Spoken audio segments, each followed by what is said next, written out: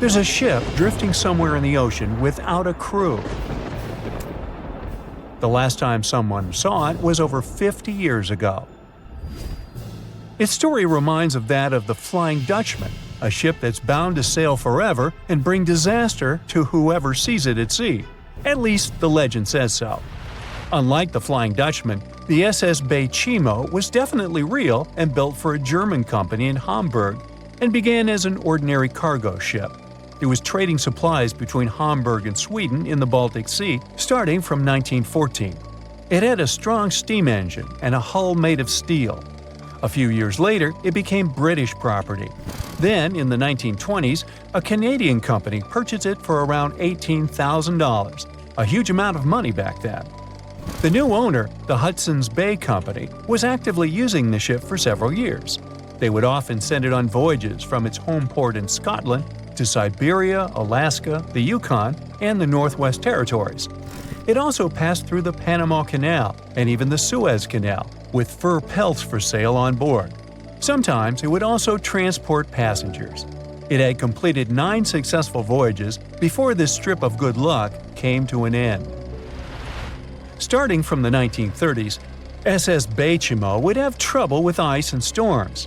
When it first got trapped in ice in October of 1931, some of the crew managed to escape to Alaska. 15 of 22 sailors decided to stay with their vessel and try to save it. They had furs and other valuable cargo worth around $58,000 aboard. The company sent them supplies to survive the winter. They set camp near the ship out of the hatches, tarpaulins, and other materials, and offloaded the cargo. At the end of November, a blizzard rushed through the area, and it seemed like it had taken the ship with it. The ice platform had survived, but the ship broke free. Some of the crew members were sure it had sunk. But soon after, they heard from one of the locals who had spotted their ship around 45 miles away from their camp. The crew moved on with their lives, and the ship started its journey as a runaway vessel. People would spot SS Bay Chimo once a year or so, all the way until 1965. It was mostly spotted off the coast of Alaska. A man going to Nome with his sled dog, along with prospectors, explorers, and treasure hunters, all claimed to have seen SS Bay Chimo. Someone tried to board it and take it to port, but ended up stranded on it for days because of horrible weather. Others got luckier and managed to take a whaleboat, some furniture, and other valuables from the vessel. Those who got close to the ship saw that it was damaged and missing the propeller. Still, it stayed afloat without a crew for at least 38 years and became the longest sailing ghost ship in history. In 2006, the Alaskan authorities started a project to solve the mystery of this ghost ship of the Arctic and finally find SS Bay Chimo, either still above or below the water. So far, the project has not been a success. SS Bay Chimo remains one of the estimated 4,000 ships that have disappeared off Alaskan shores. If the legend of the 17th century isn't lying, this ghost ship could be sailing somewhere along the Flying Dutchman. It belonged to the Dutch East India Company. Its captain managed to do the impossible for that time and sailed from Holland to Indonesia in only 3 months. They said he was flying over the sea, and some evil tongues explained that he had made a deal with evil forces to achieve that. Once the ship was sailing back home, its captain and crew disappeared without a trace. There are many versions of what happened to it. One of the first ones said it had tried to enter port at the Cape of Good Hope, got in a terrible storm, and sank as there was no captain to save it. Another legend says the captain had refused to obey the skies to let the ship sink during the storm. A scary life form then struck the boat and the crew, and it was condemned to forever wander without rest. Many sailors claim to have spotted the wandering Dutchman. The Duke of York, who was to become King of England, mentioned having seen it in Australian waters. Right after spotting the ship, the man who saw it first fell from the top of the mast and didn't survive. There were more encounters with this legendary ship up to the middle of the 20th century. Ships would nearly collide with it as the Flying Dutchman jumped out of the blue. Scientists have a more logical explanation for this mystery: Fata Morgana, not to be confused with Hakuna Matata. Now, when you're out at sea on a hot day and the air is all wavy, it feels like when you look at the road on a scorching summer day. That's because of something called atmospheric refraction. When light passes through different layers of air with different temperatures and densities, it bends and twists. Sometimes, under certain conditions, this bending of light can create really bizarre optical illusions over the ocean, like sightings of the Flying Dutchman. The Fata Morgana phenomenon can make distant objects appear distorted, stretched, or even lifted above the horizon. So you can see a ship far away, but because of the way the light is bending, it will look like it's floating above the water or even disappearing and reappearing. A Fata Morgana is most commonly seen in polar regions, especially over large sheets of ice that have a uniform low temperature. But you can see it anywhere, even in deserts and over lakes on hot days. The first stories about ghost ships go all the way back to ancient Greek and Roman mythology. One of the most famous ghost ships in history is the Mary Celeste. This brigantine was traveling from New York City to Genoa and was fully stocked with provisions, but missing a crew when it was discovered in the Atlantic Ocean in 1872. The crew's personal belongings were also there, completely undisturbed. The final entry in their log was made 10 days earlier. We still don't know what happened to its crew, and the ship has inspired many spooky stories and legends. The Lady Lovibond was another legendary schooner that is believed to have been wrecked off the coast of Kent in the middle of the 18th century. The story tells that the ship's captain, Simon Reed, had just got married and took his bride on board for a celebratory cruise, despite the superstition that it could bring bad luck. They were on their way to Portugal when the first mate, who is also in love with the captain's new wife, went mad because of jealousy, attacked another crew member, and then took over the wheel and steered the ship straight into the dreaded Goodwin Sands. No one aboard survived, and the schooner is said to reappear as a ghost vessel every 50 years. In present times, many vessels become abandoned and turned into ghost ships intentionally. There are thousands of them floating in U.S. rivers, lakes, channels, and coastal waters. Some people lose their boats in storms and other extreme weather. Others have to abandon their boats because maintaining them can cost 10% of the boat's price. Plus, docking a vessel can add up to several $1,000s every year. Most boats have been made of fiberglass, so an owner can't just recycle them as scrap metal. So, once they want to get rid of it, they often tie it to a dock and sneak away, or leave it floating far away from the shore, or just try to sink it.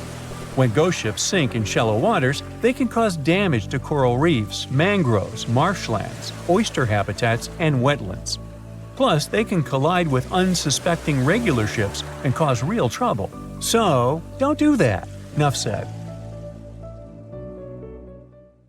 What is a boat doing in the middle of a desert? You would expect to find a seagoing vessel closer to shore. This is the question archaeologists have been asking for decades. In 1988, there was a storm near one of the most important archaeological sites in ancient Egypt. A wooden structure emerged from the sand. It was hollowed out by termites. Scientists were determined to solve its mystery. In 2000, they began excavating the site near Abydos, Abydos. An American team of experts soon discovered a boat that was 70 feet long, and it wasn't alone. In total, there were 14 boats neatly resting next to each other. It was impossible to completely dig out the boats because of their poor condition. Luckily, the wood was preserved enough to get a sample. Analyses revealed that the boats were around 5,000 years old, the oldest fleet in human history to this date. The time of their construction predates the pyramids at Giza by half a millennium. Each ship of the fleet rested in a vault that matched its dimensions. The room was roughly a third of the size of a tennis court. It had mud brick walls that featured more than 120 drawings of boats. Ancient Egyptians incised them on whitewashed walls that were excellently preserved. Scientists have known about these mysterious chambers for well over a century. 1901, 1902. A British archaeologist, Arthur Weigel, stumbled upon a strange structure west of the River Nile. His team caught a glimpse of the interior walls. Sadly, a section of the roof collapsed, so they had to call off further exploration. Researchers abandoned the site, but its location remained on the maps. The boat's position first led scientists to think that they rested on a bank of the mighty Nile. But there was a problem with this theory. Today, the river flows almost 7 miles west of Abydos. Further studies of the surrounding terrain showed the Nile didn't change its course throughout history. Also, if the boats floated near a dock, they would be in unstable positions. The 14 vessels at Abydos were perfectly parallel to each other. There was only one conclusion possible. Someone had deliberately placed them like that. They must have gone through a lot of effort. Each boat had enough room for up to 30 rowers. These vessels could really float. They weren't models, but scholars still don't know if they actually sailed any body of water in ancient Egypt. This doesn't diminish the importance of the find. Previously, archaeologists found only small-scale models. In King Tut's tomb alone, there were 35 boat models. For a long time, these figurines were the only clues as to how ancient Egyptian vessels looked like. The boat's design confirms that they were the real deal. They are the earliest surviving examples of something called built boats. Ancient people constructed primitive vessels by hollowing out large tree trunks.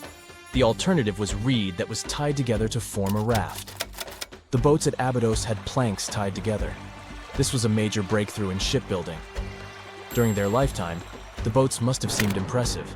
Timber was a valuable commodity at the time. There was no wood in the desert. Cedar had to be imported from Lebanon. The only person who could afford such luxury was the pharaoh. Studying the area around the ancient fleet provided more answers. Scientists discovered a mud brick structure where Egyptians worshipped the pharaoh. Its approximate date of construction matches that of the wooden boats. The same bricks out of which this building was made were used to encase the fleet. At the time of their construction, the rooms they were stored in had a ceiling. That's the section that archaeologists stumbled upon in the early 20th century. Just like mummies and coffins, these marvelous ships rested inside splendid vaults. The exterior of these rooms was also impressive. The outer walls originally had a plaster of white limestone. It reflected sunlight. In the desert sun, the structure housing the boats must have shone from miles away. Ancient Egyptian builders used the same technique to cover the pyramids 500 years later. Today, their surface looks jagged, but it wasn't always like this. When they were constructed, the pyramids had a top layer of fine white limestone. Their surface was smooth and it gleamed in the sunlight. Instead of stairs, the outer layer of the pyramids was more of a sleek ramp. Archaeologists were left with one final question. Which pharaoh owned the fleet? The answer lay just a mile from the site. This is where the tomb of a pharaoh from the 5th dynasty rested, King Senwosret III. Its time and style of construction matched the ones of the chambers with boats. The very end of his rule might explain how the boats ended up in the middle of the desert.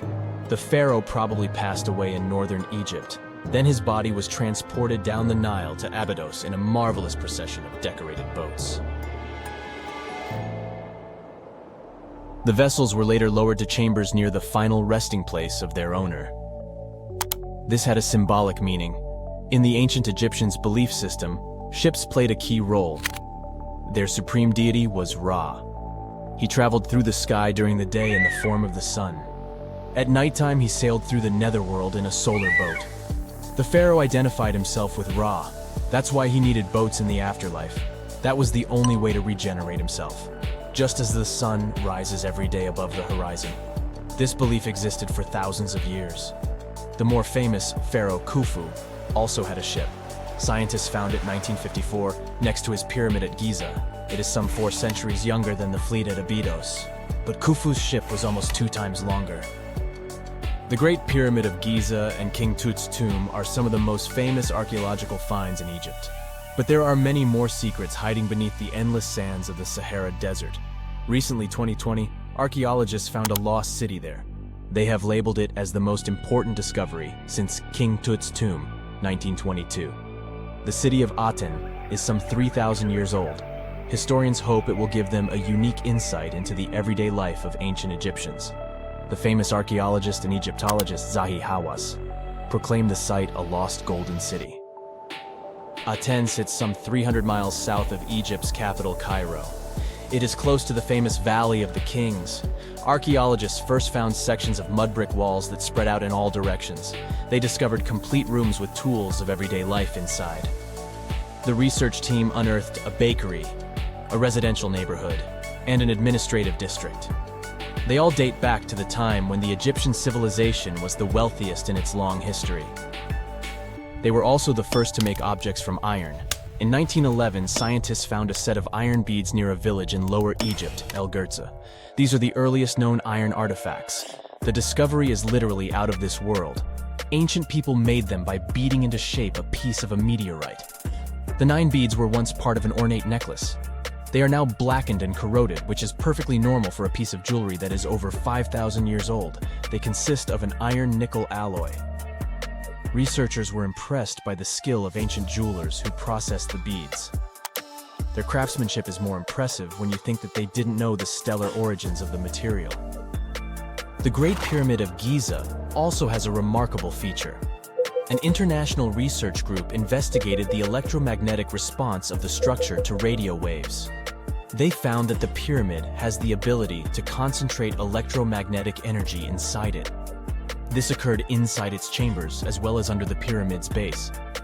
It contains an underground, unfinished chamber. It seems that the electromagnetic response is connected with the properties of limestone, the Great Pyramid's main building material. The research results might have a practical application. The way solar cells and nanosensors function could be improved by this remarkable find. Before we get into the reason why and how there are pyramids all around the world, let's talk about some of the examples.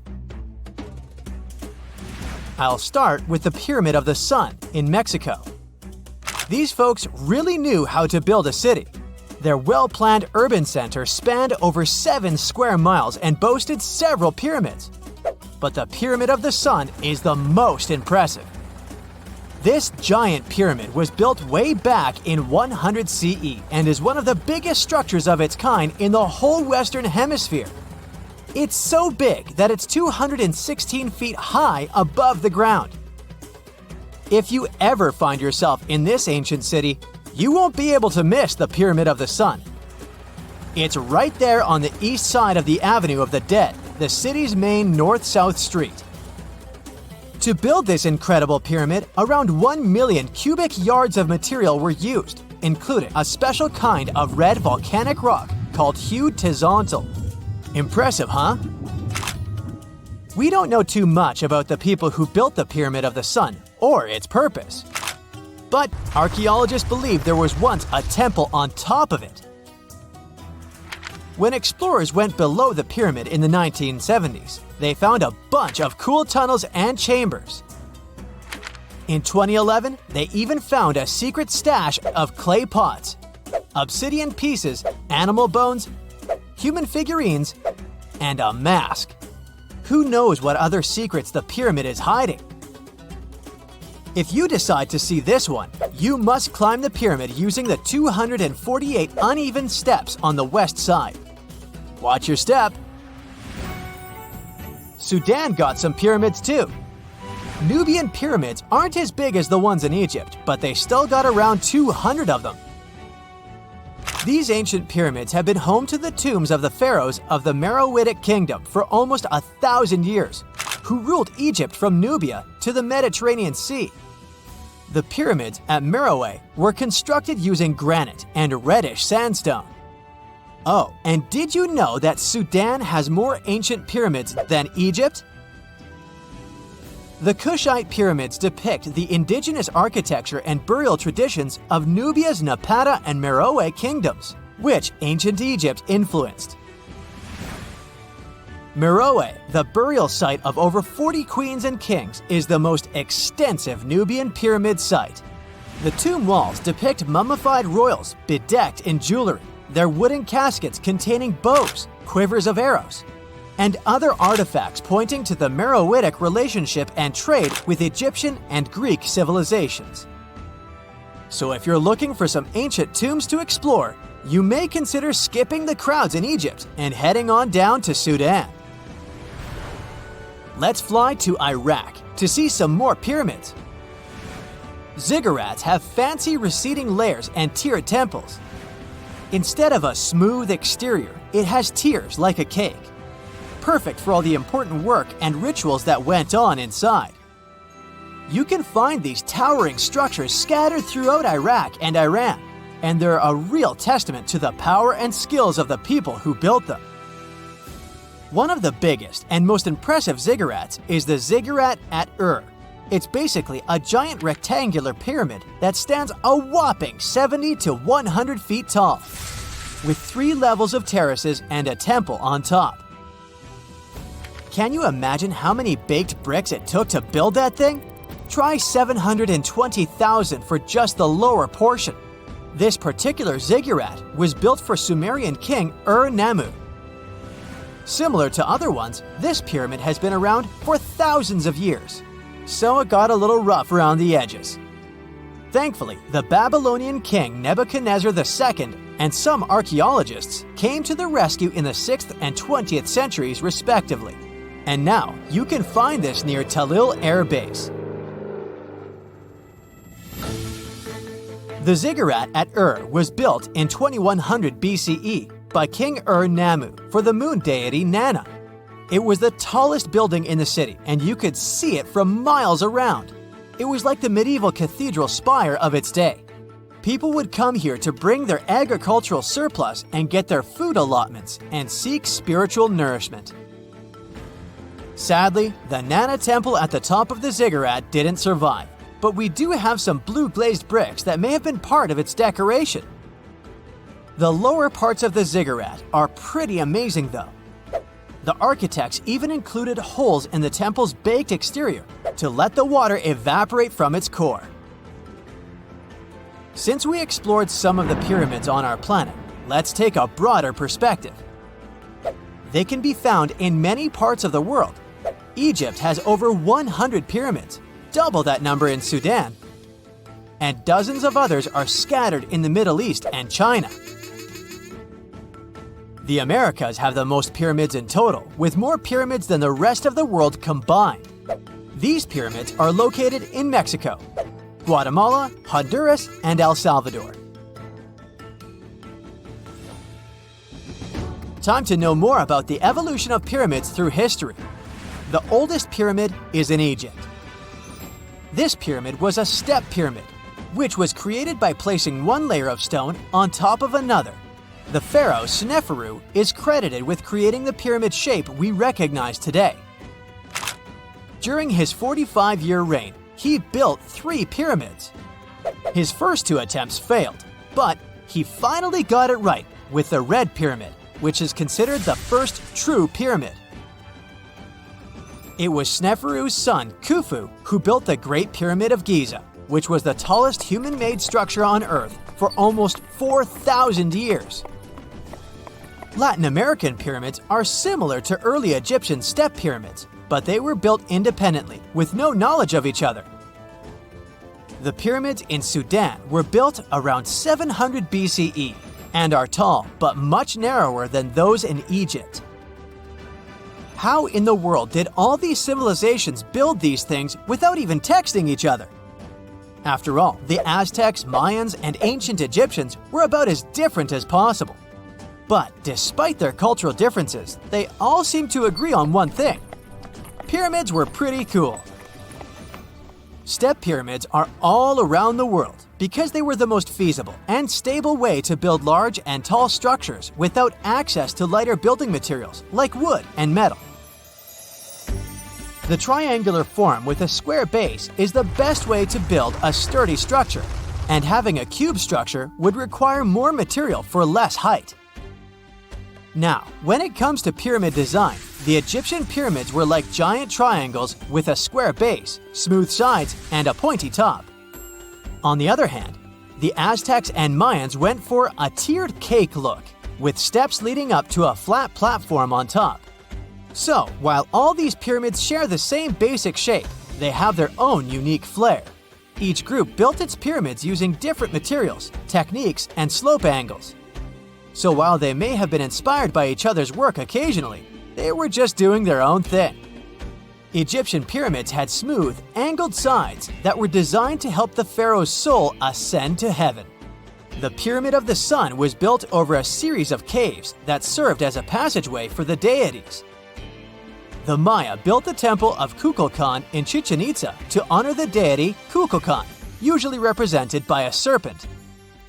Nicknamed El Castillo, it has 91 steps on each side, plus a platform.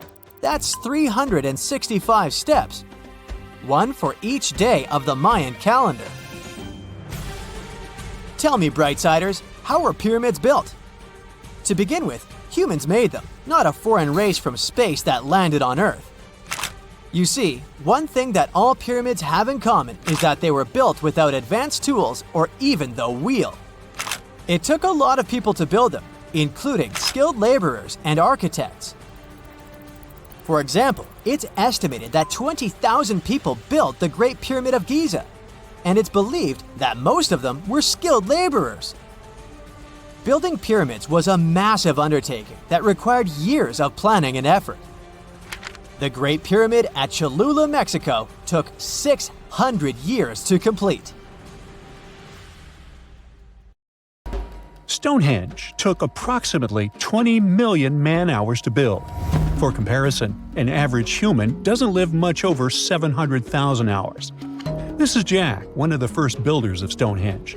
Let's say Jack lived to be 80 years old, which is extremely improbable, but it makes it easier for me to crunch the numbers, thanks. If Jack had spent his entire life, from age 0 to age 80, working on the Stonehenge project, it would have required approximately 28.5 generations of people doing the same thing to complete it. That's next to impossible. To make it more plausible, let's multiply that by 2. After all, Jack wouldn't want to dedicate his entire life to moving stones, and he didn't live to be that old. Thus, we arrive at around 57 generations needed to build Stonehenge. That's not enough room on the screen for me to introduce John, Jack's great-great-great-great, you get the drift, grandson. So it all began around 5,000 years ago with just a simple circular earthen bank and ditch.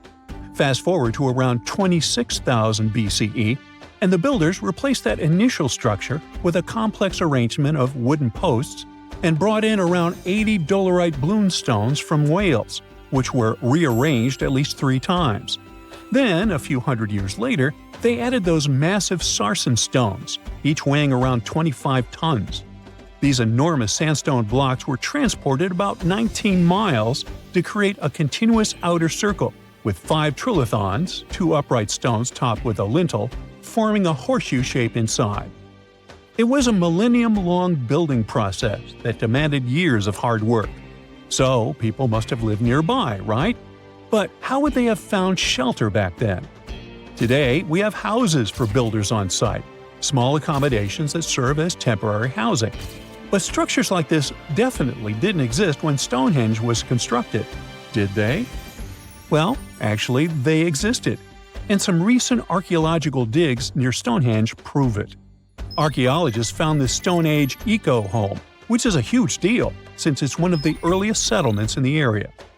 This newly uncovered Mesolithic home dates back to around the year 4300 BCE. Let's take a closer look at this house, shall we?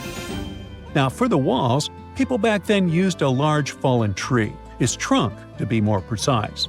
These wooden walls were reinforced with flint, and they even lined the pit left by the uprooted tree with cobblestones. To create the roof, they opted for animal hides, which sounds like a wise choice. They must have provided protection against the unpredictable weather of the British Isles. Now, you might be wondering, the weather in Britain is indeed unpredictable, and it has been that way since time immemorial. So, how did the builders manage throughout most of the year, particularly during the winter months? Well, the answer is simple. There was a hearth on site, which isn't surprising, but the system they employed was quite ingenious. A hearth inside the house would have posed too great a risk, yet bringing hot stones into the dwelling was perfectly safe. While they were hot, they couldn't ignite the building. So they used these stones from the hearth as a heat storage system to keep warm at night. And as a final touch, they even incorporated various stones for decoration. They didn't exactly get a Pinterest house, but it added a touch of elegance for sure. And if you think this discovery is merely about the houses, think again. It significantly changes our understanding of how people lived during that time. This discovery places them in an important prehistoric setting right at the start of the Neolithic area, sparking some interesting questions about whether these early folks could be related to the people who built Stonehenge. But there's a big worry.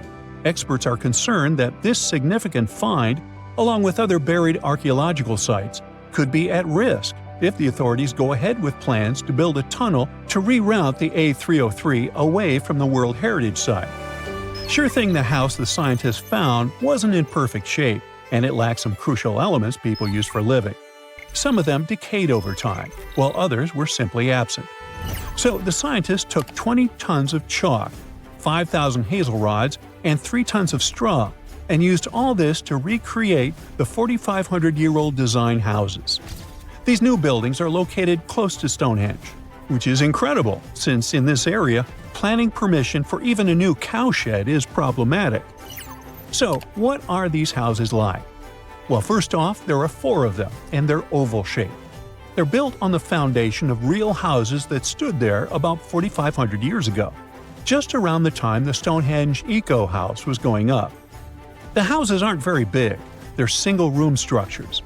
When it comes to dimensions, it was straightforward to estimate since we could gauge the size of the roof and the height of the walls based on the foundations. Each side measures about 16 feet. However, the roof structure remains a bit of a mystery. There were a few differing thatching techniques back then, so pinpointing the exact method used for these dwellings is kind of a guessing game. For now, we think it involves knotted or tied straw carefully secured onto a hazel-woven frame. When fires are lit, the smoke from the hearth wafts up through the thatched roof. Now, remember those 20 tons of chalk? That was needed for the floors and walls. The white chalk walls and floors reflect sunlight and capture heat from the fire. But here's the kicker. The builders encountered a challenge because the ground was so waterlogged that some of the chalk floors took weeks to dry out. By the time they should have been bone dry, they were still as sticky as chewing gum.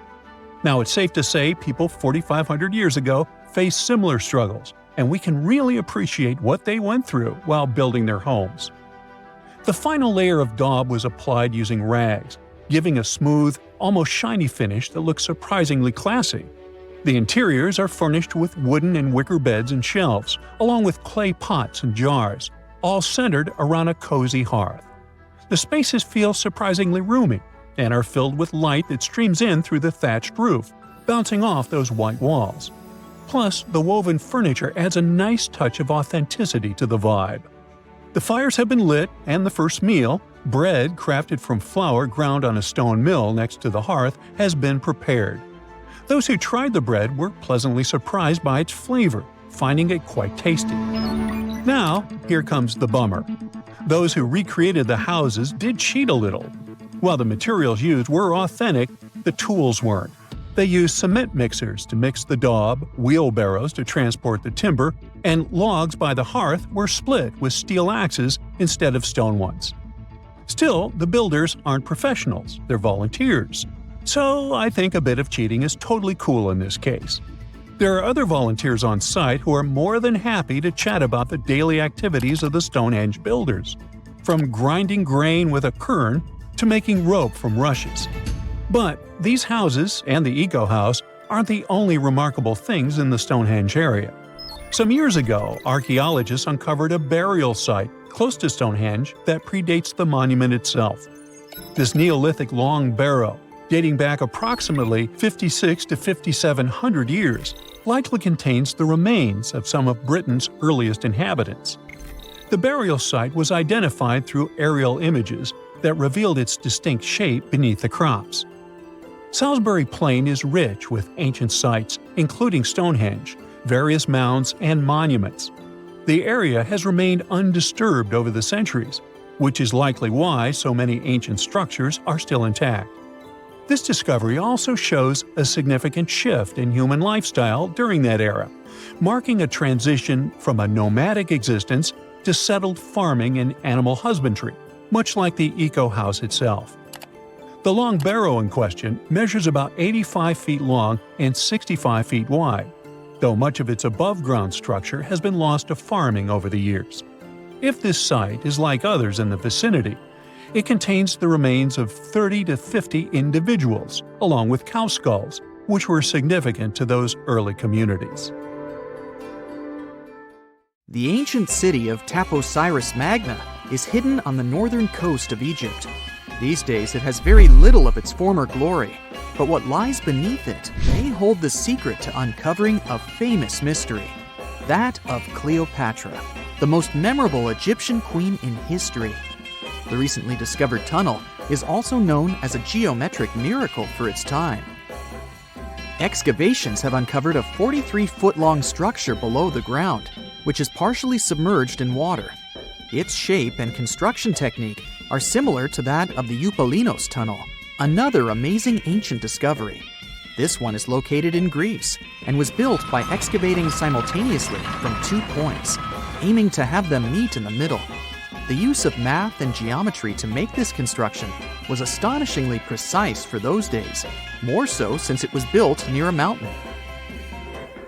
Archaeologists that have been working on the Taposiris Magna site since 2004 believe this tunnel may lead to the lost tomb of Cleopatra. The clues they found so far seem to back up this theory.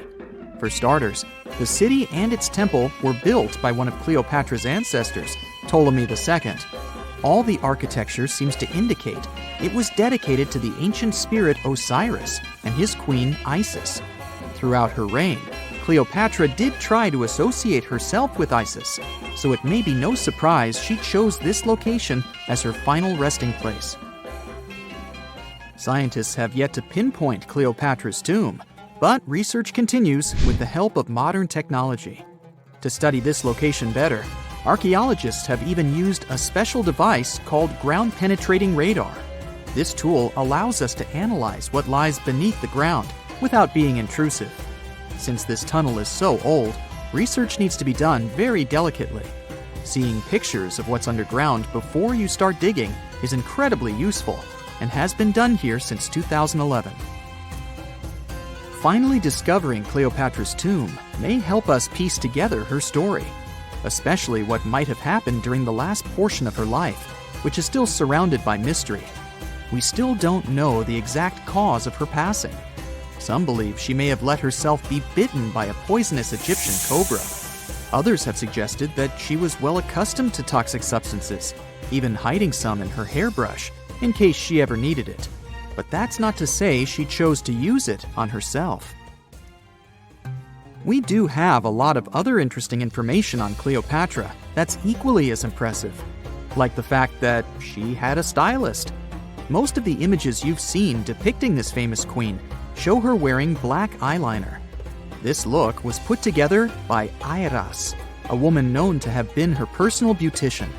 She traced the long line from her eyes to her temples, a makeup technique still used today to enhance the eyes. Airas was an important figure throughout Cleopatra's life, known also as her confidant and close friend. There are even theories that suggest Airas was there by her side when she passed away. Despite her well-thought-out looks, Cleopatra wasn't as pretty as she's described. Or at least, that's what recent research has pointed out. Sure, if we look at movies and modern imagery, she's depicted as this incredibly beautiful woman with symmetrical and delicate features. However, if we look at coins showcasing her image from back in the day, her looks are rather average. Her image on the coins might have been adjusted, too, to make the queen look stronger in the eyes of her people. So there is no trusted source available to confirm her image, but her description in most pieces of ancient literature speaks of her other qualities, like her voice and personality, not of her beauty. Cleopatra might have been the most famous Egyptian queen to this day, but she wasn't the first choice. She did have an older sister, Berenice, that was initially supposed to take the throne. Berenice passed away before she could do that, so Cleopatra took on the role and began investing in her education. She traveled throughout the country quite frequently, so she could become accustomed to her people and their needs. She was only 18 when the responsibilities were passed down to her, and immediately gained popularity because of her intelligence and education. Her taste in literature was quite good too.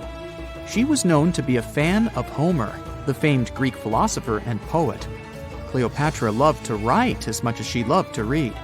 There are even claims that she wrote a book on medicine and cosmetics, but we have no evidence to this day that such work ever existed. Part of being a great leader back then meant you had to speak multiple languages. Cleopatra clearly understood that, and that's why she's rumored to have known many languages to varying degrees. Some archaeologists suggested she spoke Greek, Egyptian, and Ethiopian, as well as many Arabic dialects. She might have even spoken Latin, but there's little evidence to support this claim.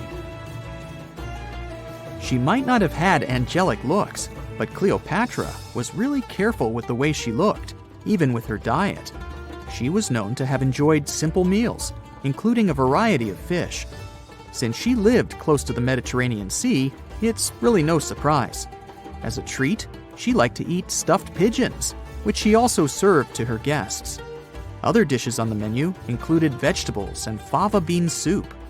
Fruits and nuts weren't missing from her diet either, and she was also a big fan of honey.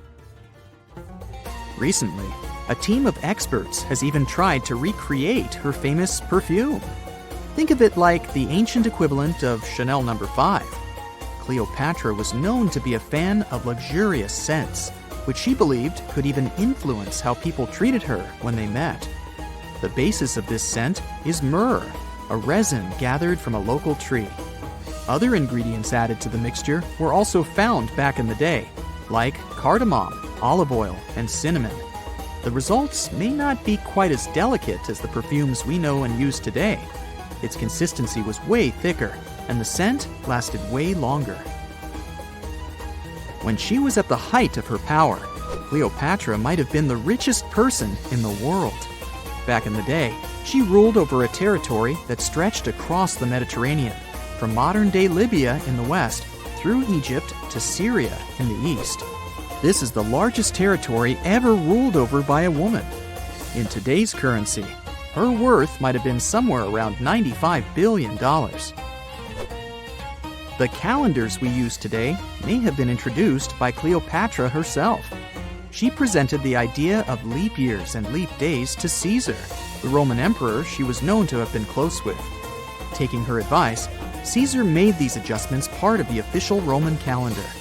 The ancient Egyptians already knew the year was longer than precisely 365 days. They discovered this by studying the brightest star in the sky, called Sirius, and concluded that a year is actually 365 and 1/4 days long. It was Elizabeth Taylor that famously introduced Cleopatra to pop culture when she played her in the 1963 film bearing the same name. Up until that point, it was the most expensive film ever made. It was originally supposed to cost somewhere around $2 million, but ended up costing a mind-boggling $44 million. That's mostly because of script and production issues. To make this iconic movie, producers created 79 sets from scratch, as well as over 26,000 costumes for the cast. Elizabeth Taylor's Cleopatra costumes alone cost somewhere around $200,000. Thankfully for the producers, the movie made headlines and was well received by critics, making it a box office success. A lot of people associate Cleopatra with another famous Egyptian ruler, King Tutankhamun, nicknamed King Tut.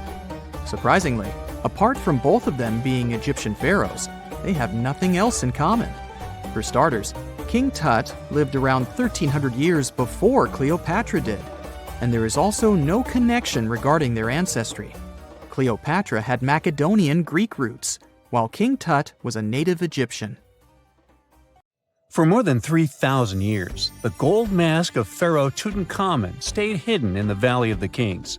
This artifact, which stands about 21 inches tall, shows how skilled and artistic the ancient Egyptians were. But nobody expected that X-rays would reveal its biggest secret. King Tut was the last ruler of his family during the 18th dynasty. He took the throne at just 9 years old, but ruled for only 10 years before he passed away unexpectedly. If we're being honest, back in ancient Egypt, he was mostly forgotten by the rulers who came after him. His tomb wasn't a big deal for them, so much so that even the grave robbers forgot about him. It might sound a bit sad, But the truth is that it was actually great news for us. Since his tomb was practically forgotten, it ended up being perfectly preserved. While the other tombs in the Valley of the Kings were looted, his remained sealed and untouched. So when it was discovered back in 1922, it had over 5,000 precious objects inside. That made Tutankhamun basically an instant celebrity and one of the best-known pharaohs nowadays.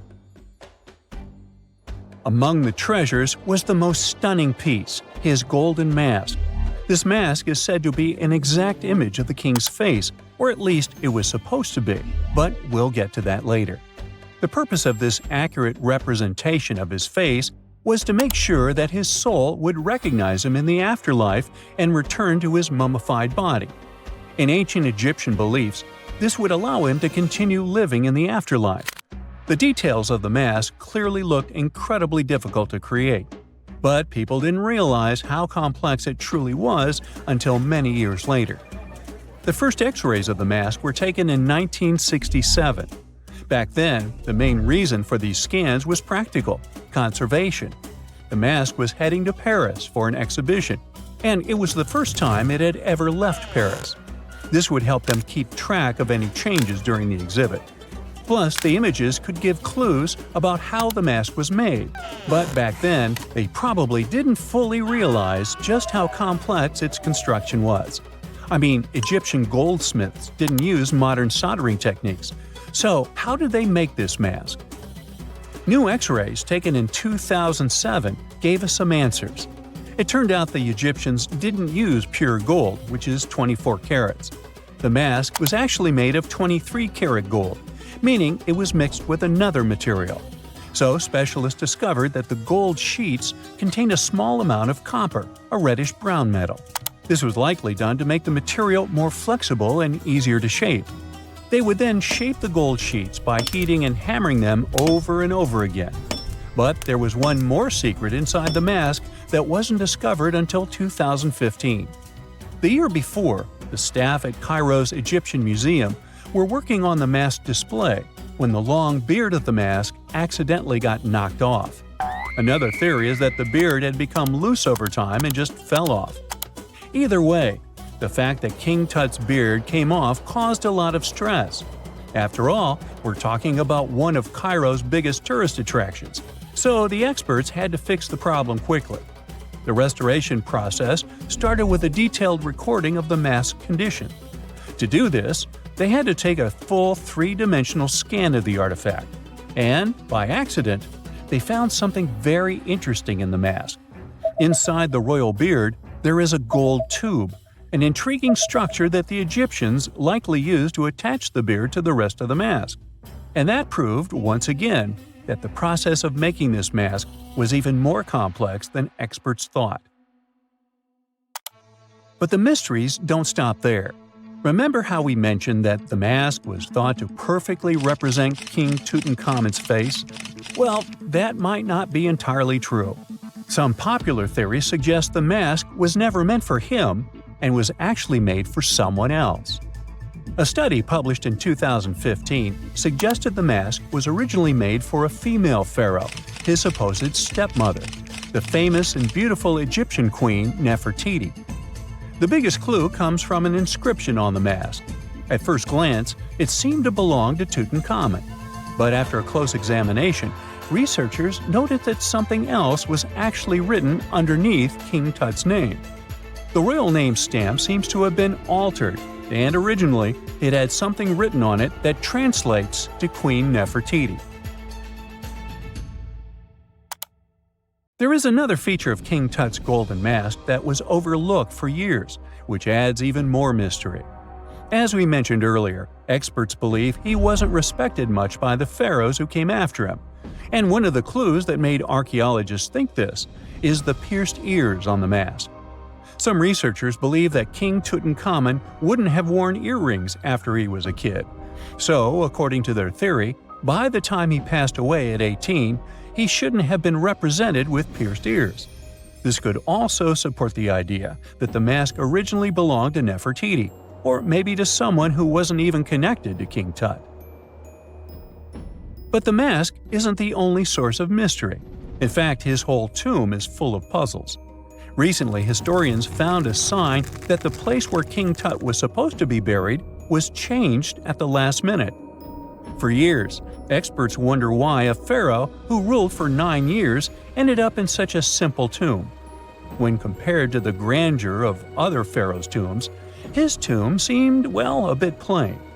The idea that a king like Tutankhamun would have such an unremarkable resting place just doesn't match up with the power and importance he must have had in ancient Egypt. So, what happened? Well, apparently, this might have something to do with his successor, Pharaoh I. After King Tutankhamun passed away, researchers believe that I made sure to erase him from Egypt's history. So, one theory suggests that he was probably behind the quick decision to place King Tut's body in a smaller, less impressive tomb. When experts looked at I's own tomb, they found something interesting. There is a large wall covered in painted baboons. This is the same type of artwork found in Tutankhamun's tomb. It seems like the same person might have chosen the artwork for both tombs. Now, the design and decoration of the two tombs are almost identical, suggesting there was a shared hand behind both. But there is one key difference. I's tomb is fit for a king. It's much bigger and more impressive, even though the style and artwork are similar to what you see in Tutankhamun's tomb. So the theory suggests that I decided what went into both tombs.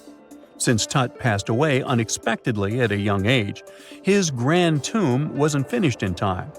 Normally, pharaohs start building their tombs while they're still alive to make sure everything is perfect. But Tut passed away when he was just 18, so there wasn't enough time.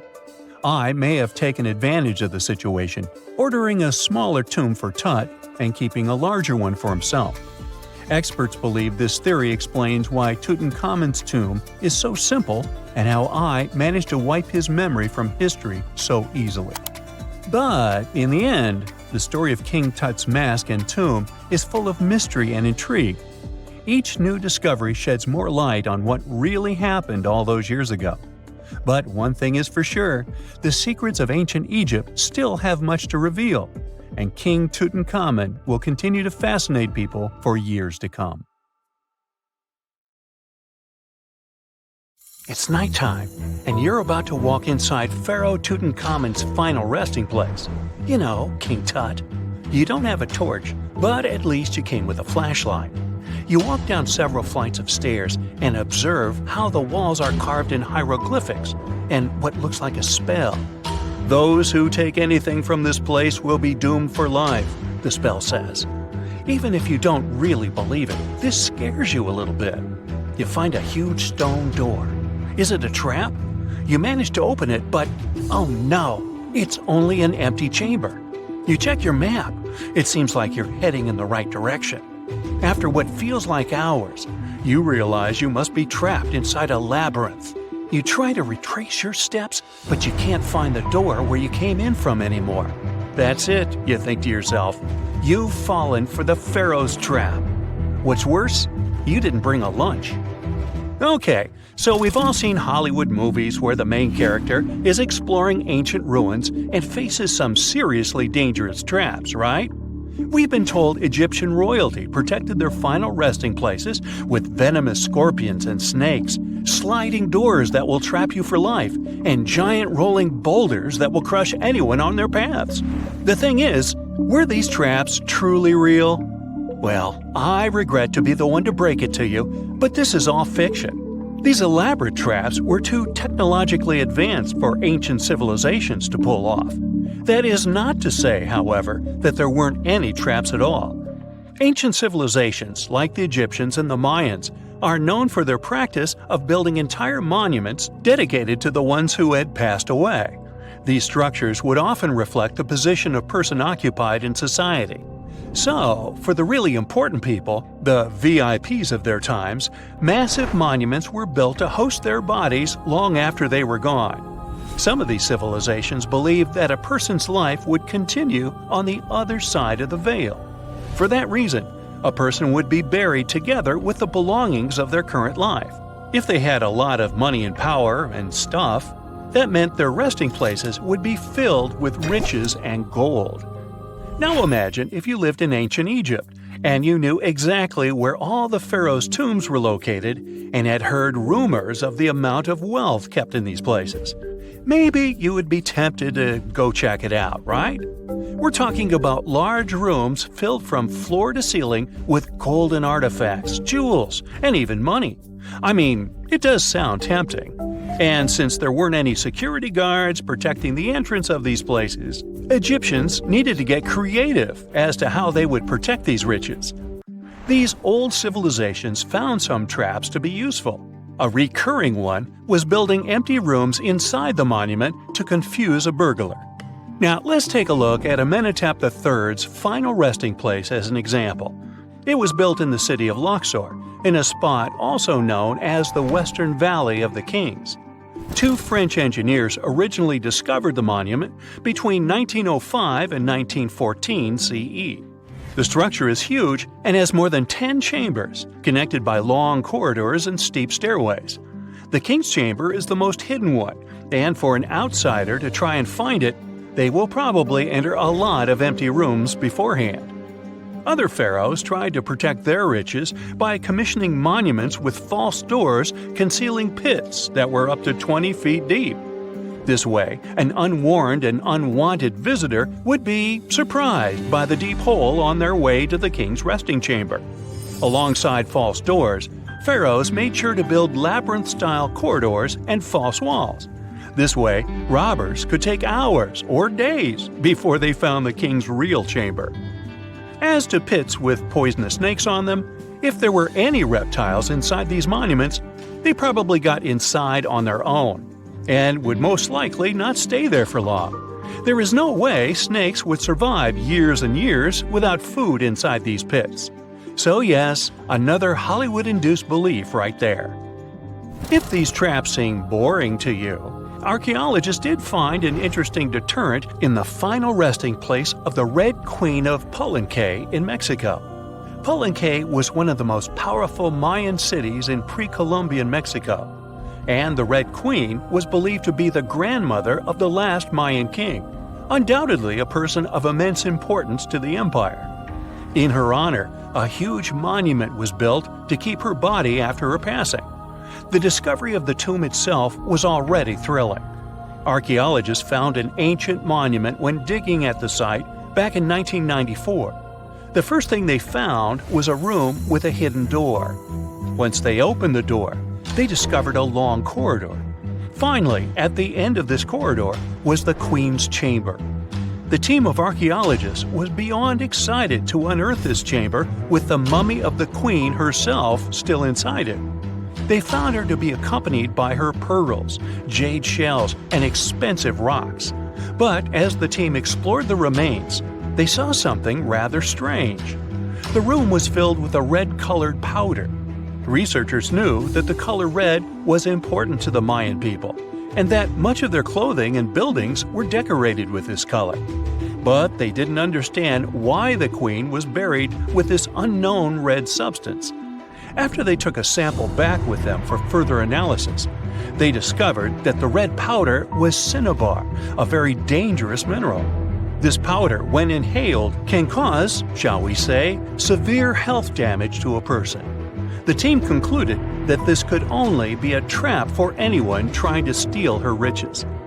Okay, so dangerous powders might have worked as the most intense traps we've seen until now.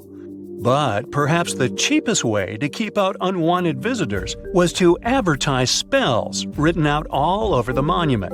We'd probably laugh at these today, but back in the day, they were more or less effective. Spells usually said that the person who took anything from that place would meet a tragic fate. Some spells said that robbers would lose their houses in big fires or terrible floods. Other spells said burglars would have incurable and undiagnosed health issues, but they weren't really enough to stop people from taking any gold. There are some stories surrounding how these spells might have been real.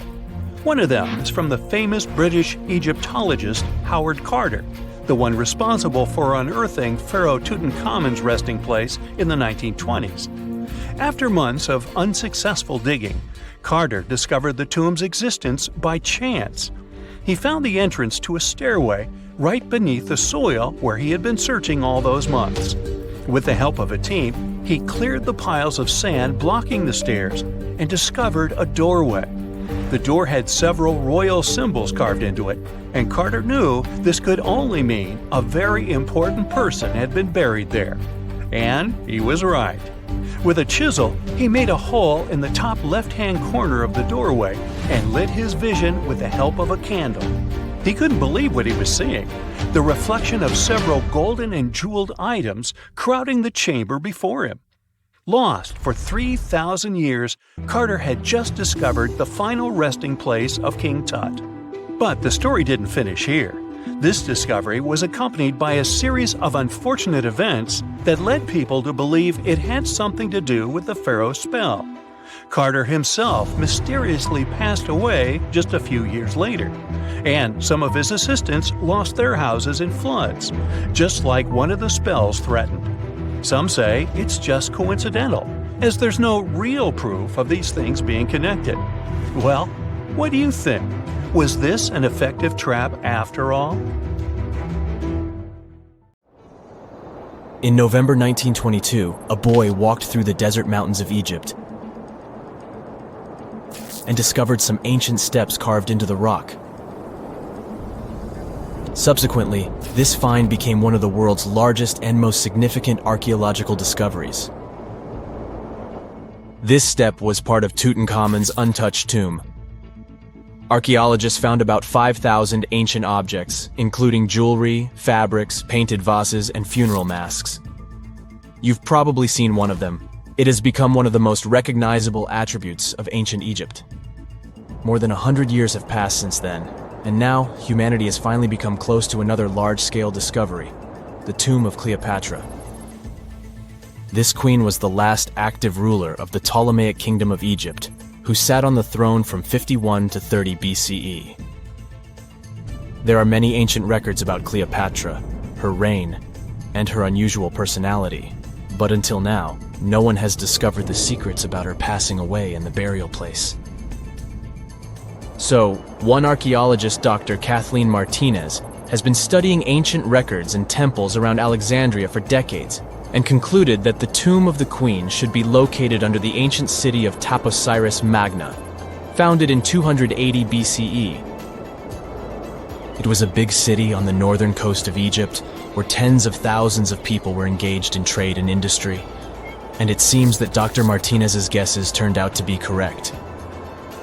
She and a group of archaeologists have discovered a secret underground tunnel near Alexandria, with a length of about 0.8 miles.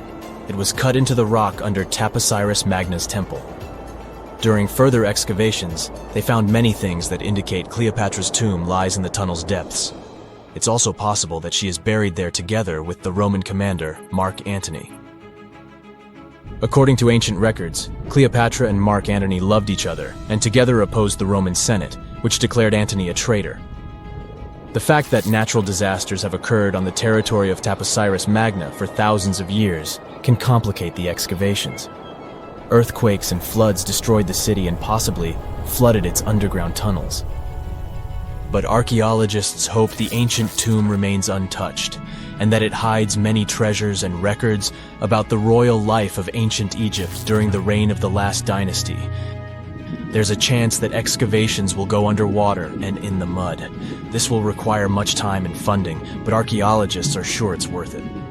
Anyway, it's too early to say that Cleopatra is really buried there, but scientists have found many things in the tunnel that confirm this, including clay pots, dozens of coins with the image of Cleopatra and Alexander the Great, as well as a bust with the image of the Egyptian queen. Cleopatra is still one of the most popular personalities in Egypt, on an equal footing with Ramesses III and Tutankhamun. She inspired many films, paintings, and books, but what made her so popular? She became famous for her inconsistency. She was a beautiful, intelligent ruler who pulled Egypt out of the crisis and made it a prosperous power. Medieval Arabic texts say she knew chemistry, mathematics, and philosophy, and may have written several scientific books. She knew several languages and had excellent diplomatic skills. At the same time, there are many legends that she was a femme fatale who drove many men crazy. However, there's no evidence that her beauty was incomparable. The image of a stunning model was created by Hollywood when it made several films where famous actresses performed the role of Cleopatra. And the Roman Emperor Octavian, the adopted son of Julius Caesar, specially created the image of Cleopatra as an insidious seductress because he was her enemy. Even though she was born in Egypt, Cleopatra wasn't an Egyptian. Her ancestors were Greeks, among whom was one of the generals of Alexander the Great. However, the people of Egypt loved her. She learned the language and was very sensitive to the traditions of this country. She knew the history, mentality, and customs of ancient Egypt well. She raised the level of its economy and strengthened its status as a world power. Much of this was made possible thanks to her cunning and impressiveness. She loved theatrical performances and lavish celebrations. She knew how to surprise people and put on a show. But behind the exterior image of a luxury lover was an intelligent and calculating ruler. Ancient Egypt was a rich, luxurious country, and Cleopatra did everything to increase its wealth and strengthen its position in the international arena.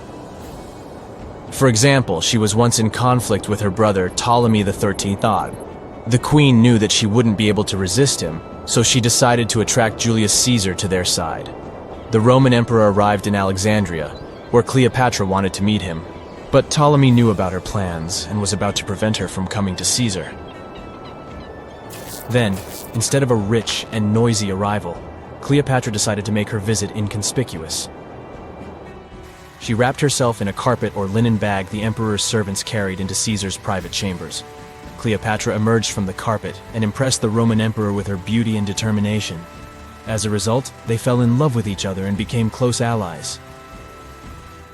After some time, she impressed another influential Roman for diplomatic purposes. She arrived to meet Mark Antony on a golden barge with purple sails and silver oars. Cleopatra was dressed in the image of Aphrodite and sat under a magnificent canopy. Her servants dressed like cupids and were blowing her fan and burning incense. But Cleopatra created such a show for a reason.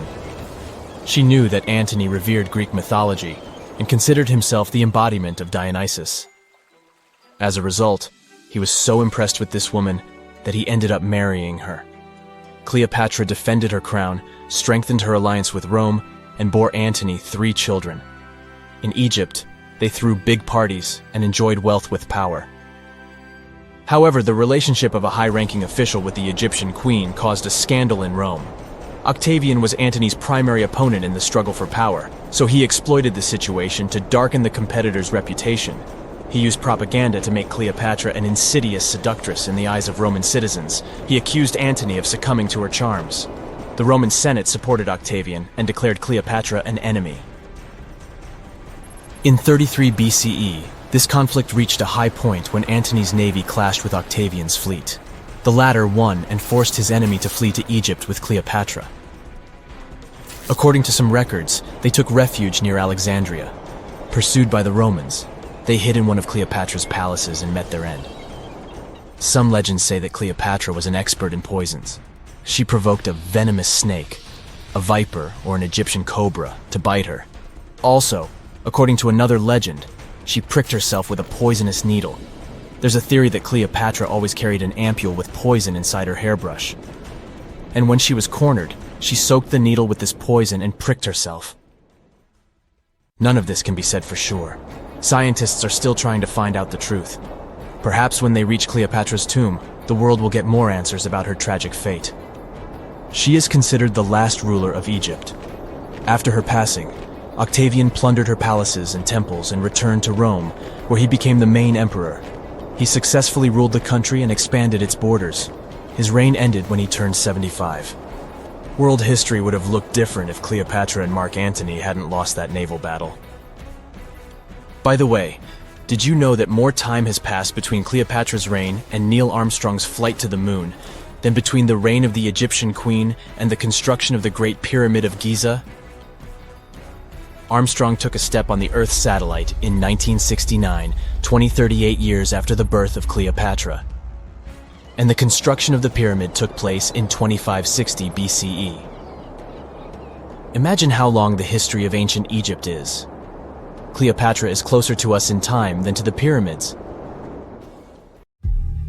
Unlike many other ancient Egyptian burial grounds, King Tutankhamun's tomb stayed hidden and free of unwanted thieves for 3,000 years. One reason was that the tomb was smaller than average and tucked away in a place called the Valley of the Kings. This area was already being extensively explored by the time they stumbled upon Tut's spot. The entrance was all covered in debris from building a nearby tomb, which must have also helped keep it a secret. There were also zero writings or signs on the outside of the tomb. Time passing also played a part in keeping it in amazing shape until the 1920s, when a man named Howard Carter finally made it in. But was Carter that big of a hero? Some recent findings say he might have been sneakier than initially thought. People used to think Carter wasn't just a glorified treasure hunter, he was a true archaeologist. Before Tut, he had been on a relentless quest for Egyptian artifacts. He discovered his interest in these unusual objects when he was a child, and soon started drawing the sculptures and inscriptions that were found in ancient tombs. After stumbling upon the remains of King Tut, Carter spent a decade recording and processing all sorts of objects, like golden thrones, chariots, and statues from Tut's tomb, shipping them down the Nile to Egypt's museum in Cairo. Well, at least that was the official story. More recent discoveries claim that not all of the objects made it to Egyptian officials. A secret letter seems to uncover Carter's little 10 for them, 1 for me policy. The letter in question was sent to Sir Alan Gardiner, a philologist and friend of Carter's, dated from 1922. In these writings, Carter mentioned having found the tomb and was asking his buddy for some advice. In another letter from 1934, Gardiner seems to be thanking Carter for an amulet, which was sent to him as a thank you gift.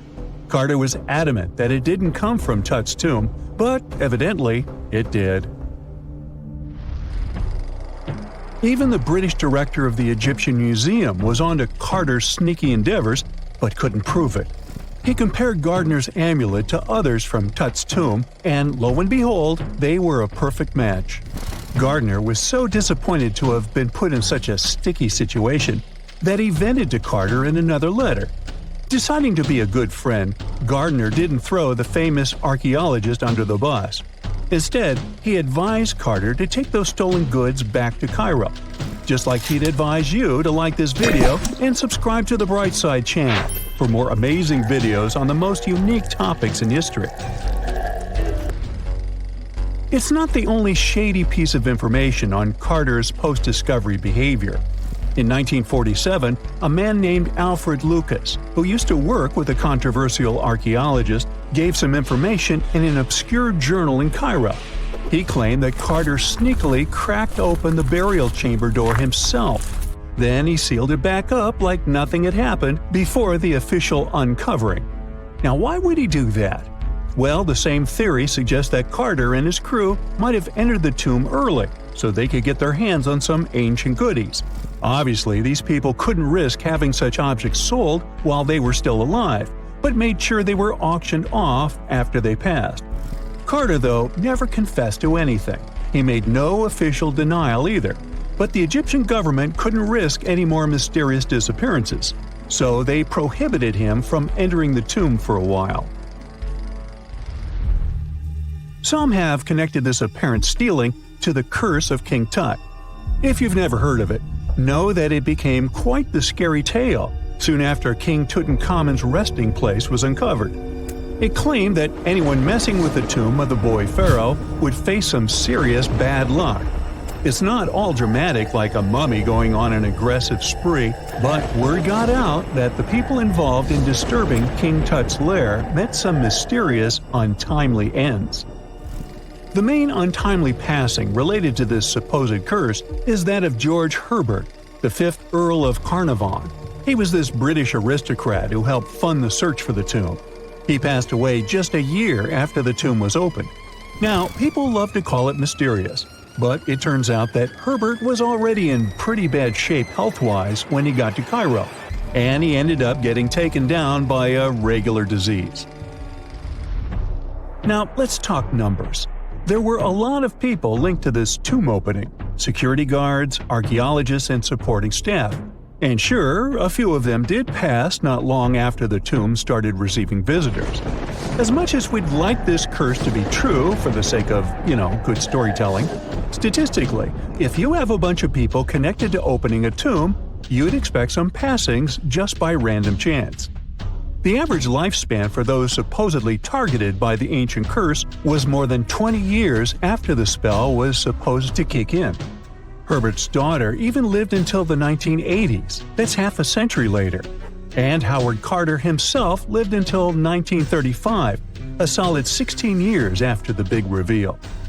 Some have suggested that the whole curse was nothing more than a careful PR strategy.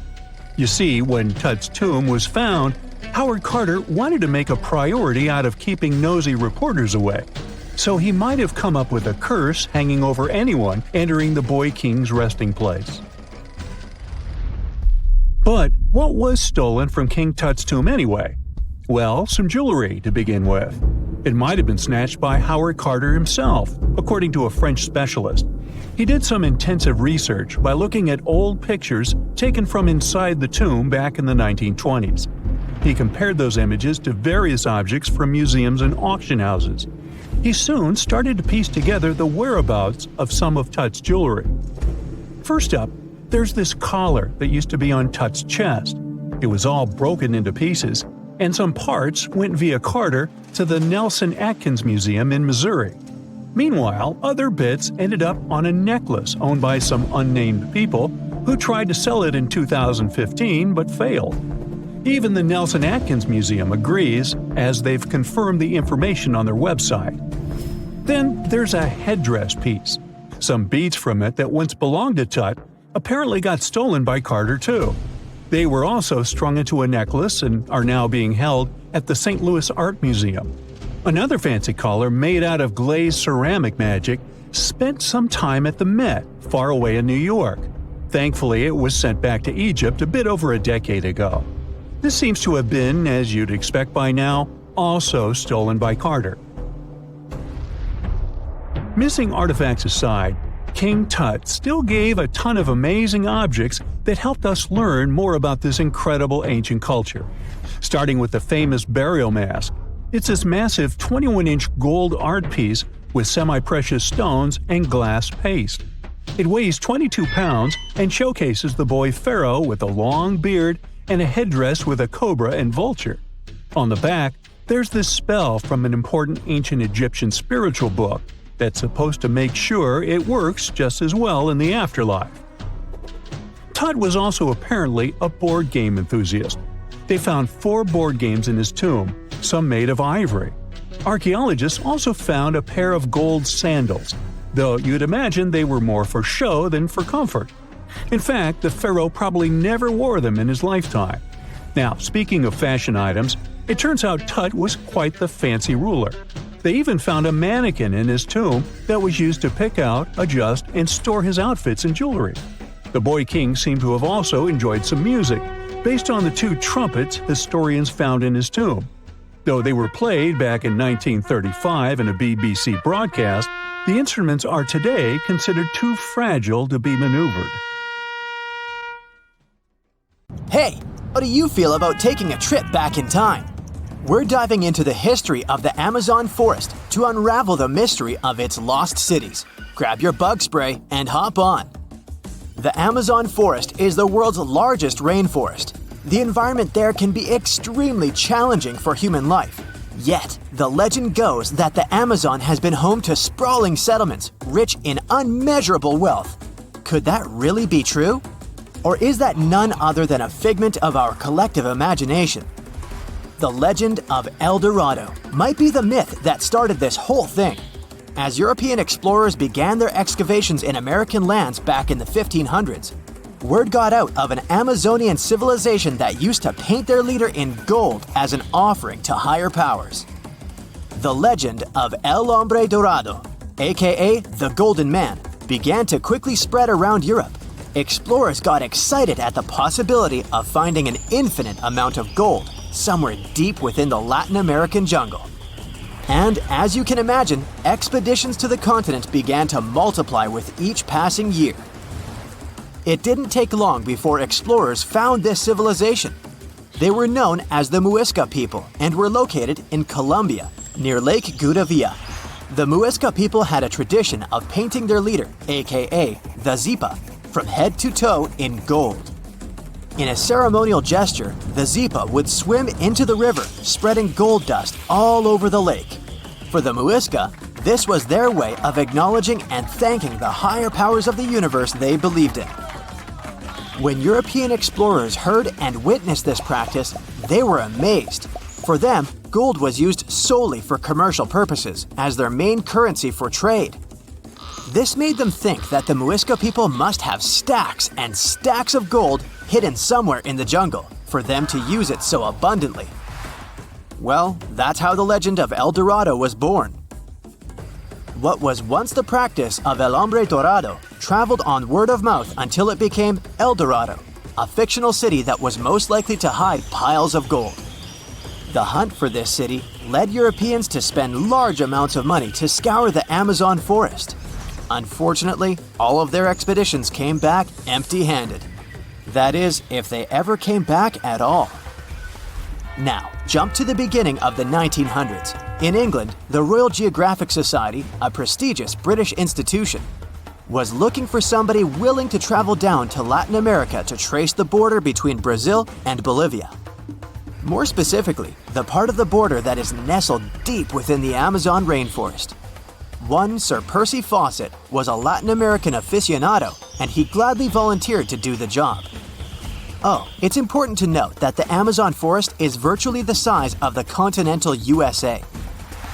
It sprawls across 8 countries, including Brazil, Peru, and Bolivia. And trust me, getting around is no easy feat. The jungle is covered in dense vegetation, and in addition to that, it's home to insane predators such as anaconda snakes, panthers, crocodiles, piranhas, and so on. But despite all that, Fawcett was very successful in his mapping adventure and seemed to be wanting to come back more. Back in England, Fawcett would scour diaries from other explorers hoping to learn more about the ancient Amazonian civilizations. He would read about the Incas and the Mayans and the great empires they built. He believed that if the Incas were capable of building empires that stretched over 2 million square miles, this could mean that other Amazonian civilizations could have thrived there too. During his research, Fawcett came across a report from a 16th century explorer. The report told of a city deep within the Amazon forest that held unimaginable quantities of minerals, a town that stretched for 15 miles without any space from a house to house. This report fueled Fawcett's imagination to a new extreme. From then on, he became obsessed with finding what he called the lost city of Z. Over years, Fawcett searched the Amazon forest, usually looking for stone ruins that could possibly indicate human settlements. On his later expeditions, he focused on exploring the state of Mato Grosso in central Brazil. He would travel from Europe and into the lower region of the Xingu River. The trip to the Xingu would take him around 14 days on foot. Then, he would set sail in small wooden boats accompanied by local indigenous leaders that knew the region better than anyone. How he communicated with the indigenous population is still a mystery, since they only spoke in local dialects. Some scientists believe that this could have been the real reason why he never found the city. They believed he wasn't able to communicate what exactly he was looking for. And this was not his greatest difficulty. As we've said before, Amazon is not a kind place for its visitors. In his diaries, Fawcett tells of encounters with a 60-foot-long anaconda, which he bravely survived. He writes of endless sleepless nights and waking up with his hands and feet swollen from mosquito bites. Some of his peers said he was invincible and tireless, but the day came during his 8th expedition when he didn't make it back home. Fawcett disappeared without leaving any trace behind. Some even suspect that he was close to reaching his lifelong goal. On the day of his disappearance, he sent an optimistic letter to his wife saying there was nothing to fear, and that he was setting out on a certain final search. Fawcett's failed attempt to find ruins seemed to support what had become a consensus among experts at the time: that this rainforest was too inhospitable to support large, complex societies, let alone cities. Experts were convinced that the Amazon's lost cities were nothing more than fiction. That is, until the 1960s, when modern research began to find evidence that suggested otherwise. Scientists discovered patches of extremely fertile soil. They called it Black Earth. And apparently, they found lots of it in the Amazon, especially alongside rivers. Further research even showed that such soil was created by human waste or the intentional burning of forests, which adds nutrients to the soil below, which could only mean bingo! The discovery of Black Earth was the evidence that large-scale agriculture was possible and probably did exist amidst the Amazon, confirming that settlements could have formed there after all. In the 1990s, along the Xingu River in Brazil, a team of archaeologists from the University of Florida made a remarkable discovery. Working alongside local indigenous people, they found very long ditches. After mapping them, they realized that these ditches were a sign of a big settlement. They were remnants of carefully designed walls centered around a plaza. Some were roads that led to more settlements. In fact, just this part of the Amazon, about the size of New Jersey, was once a network of dozens of settlements that experts believe could have been home to at least 50,000 people between 1250 and 1650 CE. Other discoveries were possible thanks to LiDAR imaging, a type of technology that allows researchers to take satellite pictures of the forest's ground without having to step inside of it. A network of trenches in Acre, Brazil, dates back to 200 to 1200 CE. These suggest settlements that could have supported 60,000 people. Other images from near the Xingu River suggest cities that could have housed about 50 million people. These were the lost cities of the Amazon. Believe it or not, these images suggest that Fawcett was very close to a major discovery. He was looking for the ruins in the right place, but he was looking for the wrong thing. Unlike cities such as Cusco, which used stone as their primary material, Amazonian settlements used wood and earth to build their cities. These materials are highly deteriorating and probably decomposed over time. Finding them required a bit more technology than what Fawcett had available at his time. Strange and amazing items are discovered often, but figuring out what our ancestors were up to is pretty tough. Especially when all you have are just some rusty cups and cave drawings.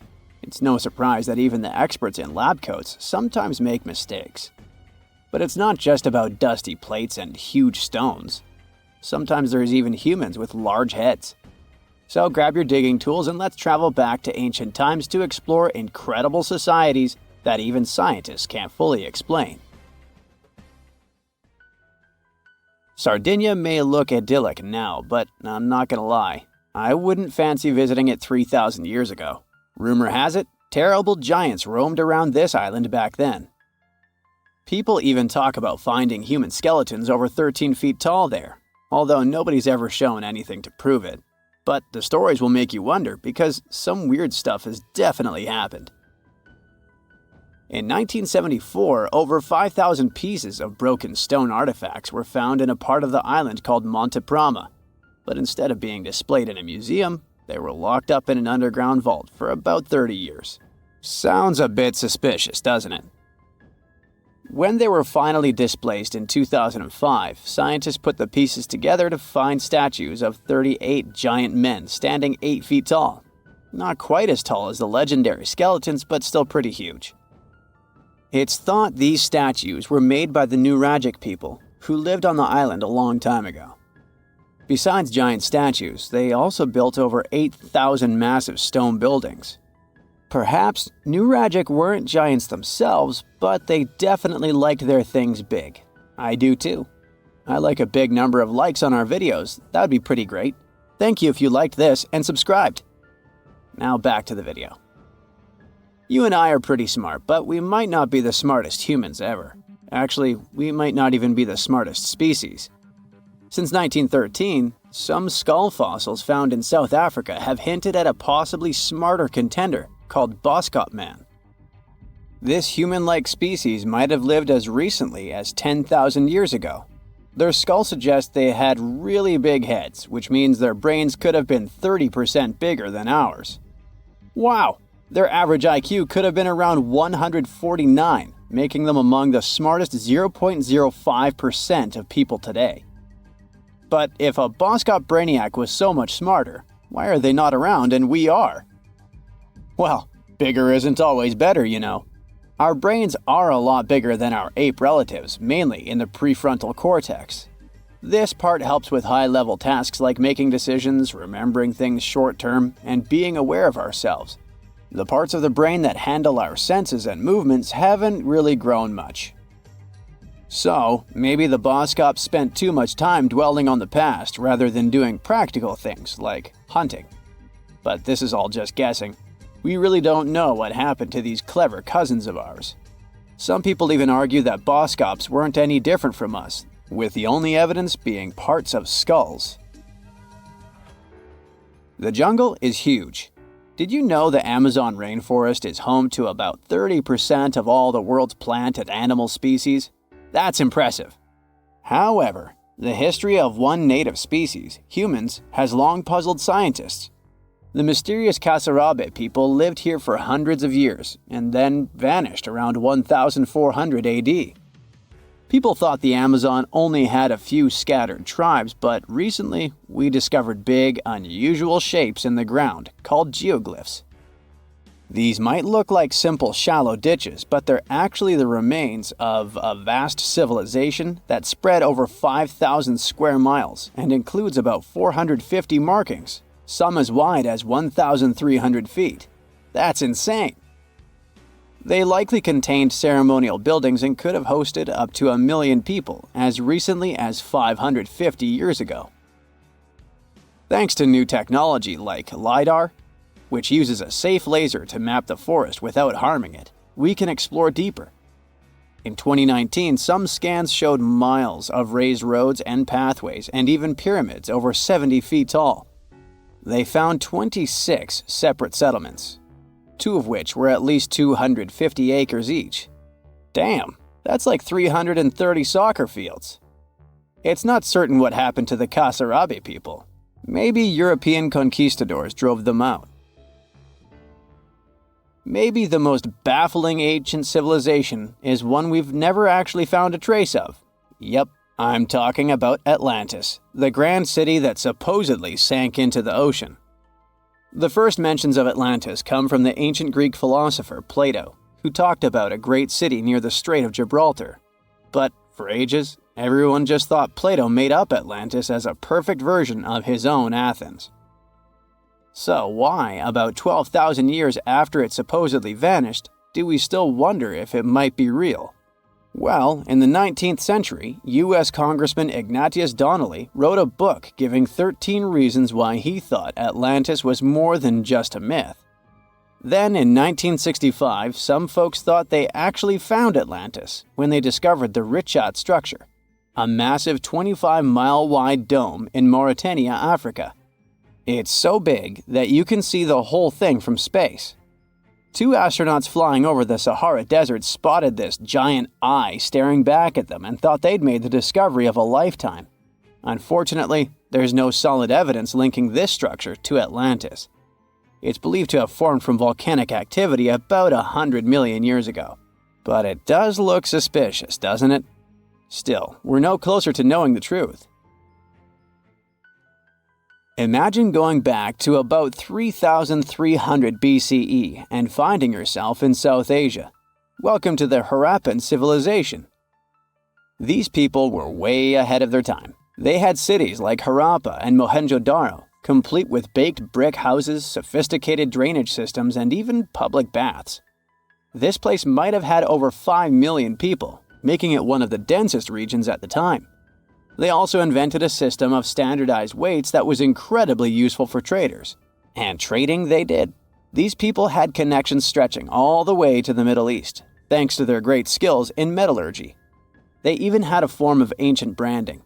The seals were used to stamp clay on tray goods. Despite being so advanced with a thriving urban life, there's a whole bunch of mystery shrouding their language and script. We've got bits and pieces of their writing, but no one's deciphered them yet, even with all the technology we have today.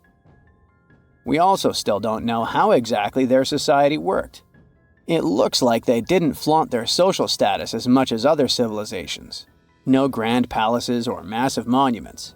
Instead, their largest buildings might have been granaries. They sure were practical. Unfortunately, all good things must come to an end.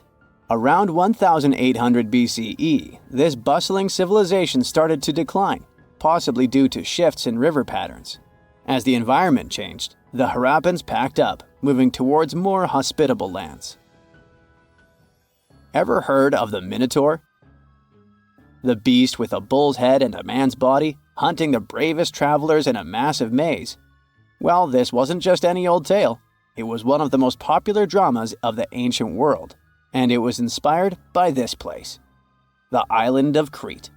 The Minoans lived here during the Bronze Age. They had stunning palaces, amazing frescoes, and a culture so rich it still fascinates historians to this day. They built places like Knossos, which was so complex with its multi-story buildings and elaborate hallways that it might have inspired the whole labyrinth myth.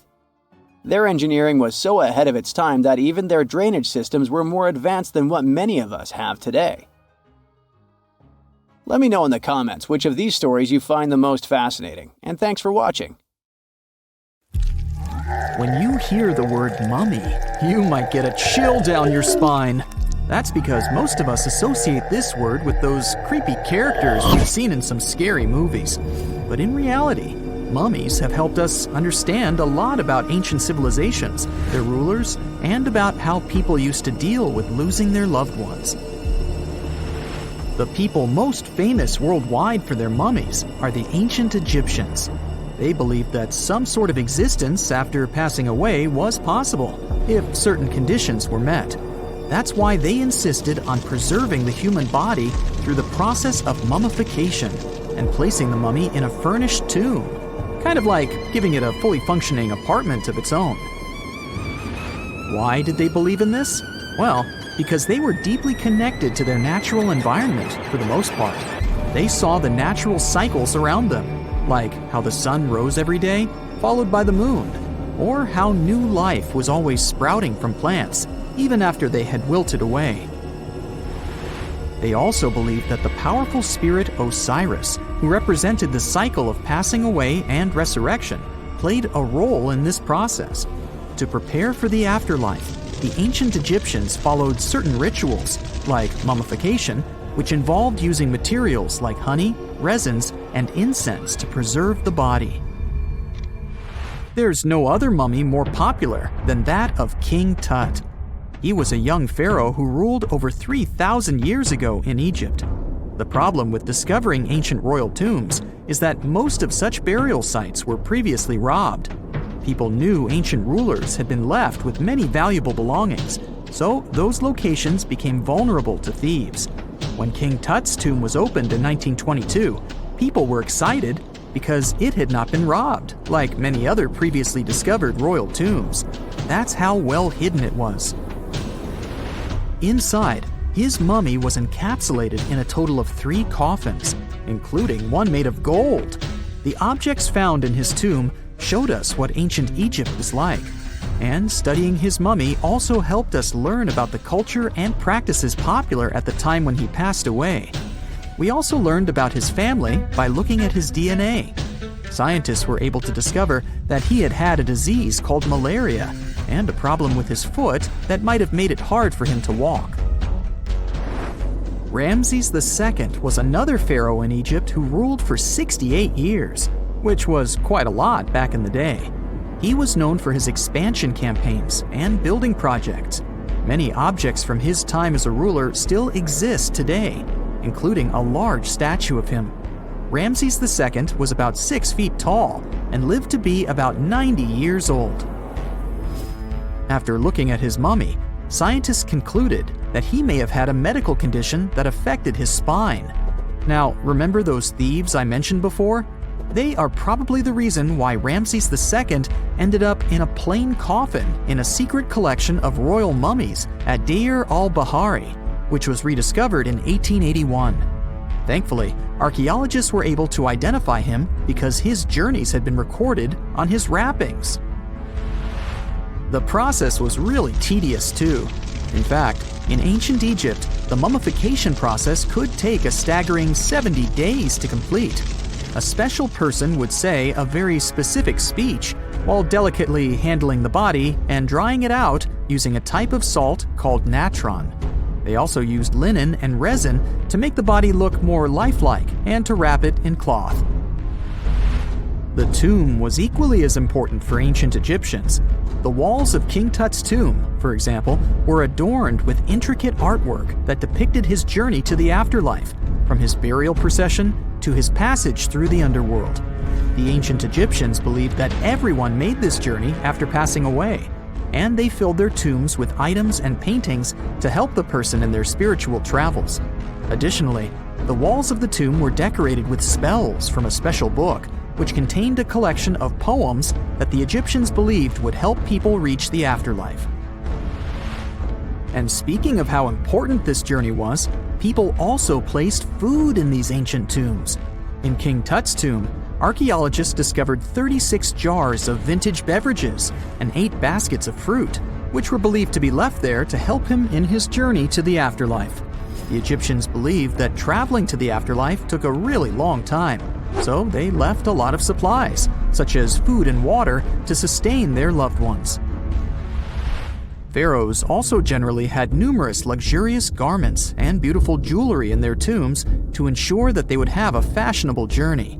These items included various types of linen clothing, such as tunics, scarves, gloves, and headdresses, as well as a lot of gold jewelry with precious stones, like bracelets, buckles, pendants, necklaces, rings, and even precious depictions of insects for protection.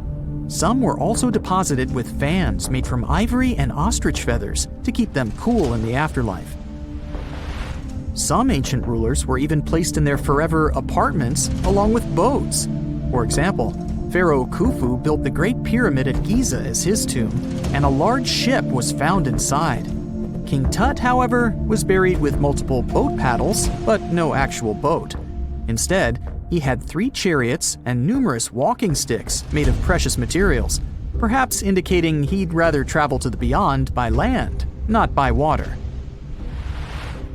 Amongst the most interesting objects found near ancient mummies are bottles of oils and perfumes. If rulers were supposed to be fashionable, why not smell nice too, right? Also, some of them had some ancient kinds of board games, most of them made out of precious materials like gold or ivory. One of those games was called Senet. It was very popular amongst the ancient Egyptians and very similar to modern-day chess. The ancient Egyptians may have the most famous mummies out there, but they weren't the first to invent the procedure. In fact, it all started in South America with an ancient civilization named the Chinchorro. As far as we know today, these people were the first to mummify their loved ones that had passed away. They did it somewhere around 2,000 years before the Egyptians started their own rituals. Sure, we can tell a lot about ancient rulers by studying these mummies, but until recently, we had no idea what they really looked like during their lifetime. Not so long ago, though, some very special mummy paintings were found by archaeologists studying ancient Egyptian objects. These mummy portraits are highly detailed paintings of individuals that were made while they were still alive. Such paintings were often painted on wood, as opposed to the classical portraits we all know about, which are painted on canvas. They are known for their realism and beauty, and have even been used by researchers to diagnose diseases by comparing them to the corresponding mummies. Some of these portraits also include depictions of jewelry, which was later found on the mummies. The recent discovery of these mummy portraits in Central Egypt is significant, as it marks the first time in over a century that such paintings have been found. Mummies appeared all around the world naturally, too. Mummification can occur without people intervening because of natural conditions, like extremely cold or hot environments, places with a lack of oxygen, or accidental exposure to chemicals that preserve the body. These conditions don't allow bacteria to grow, resulting in the body remaining more or less intact. Famous Otzi was one of these mummies. We know today he was a man who lived around 5,000 years ago in Europe. But upon his discovery in the Alps in 1991, Austrian authorities initially believed that he was a modern mountaineer because of how well preserved the body was. However, after the Iceman was removed from the glacier, it was determined that he was actually from the Copper Age. Have you heard of Gobekli Tepe? It's an ancient site in Turkey that literally made historians rewrite history books. Over 11,000 years ago, a group of prehistoric humans crafted an enigmatic masterpiece that's even older than Stonehenge.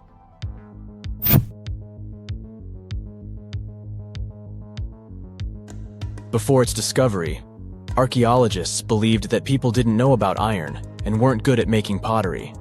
They were sure that settled life only emerged with the need for agriculture. But Gobekli Tepe changed this belief.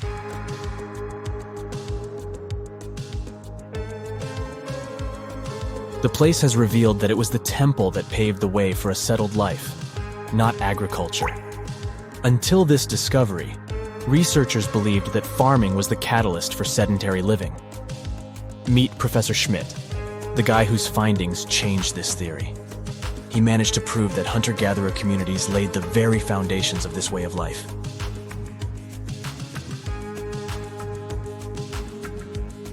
Back in the 1960s, other archaeologists visited the area, but they totally missed the mark. While surveying the region, they stumbled upon a hill with scattered limestone slabs and concluded it was just an old burial ground from medieval times. Little did they know that there was so much more to uncover.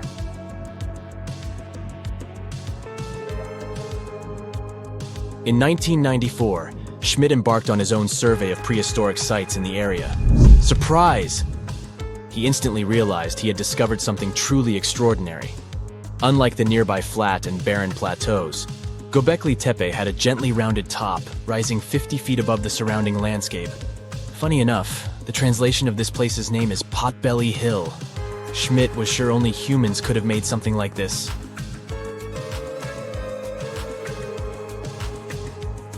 Those broken limestone pieces that were mistaken for gravestones turned out to be way more exciting. It was like stumbling upon a hidden treasure.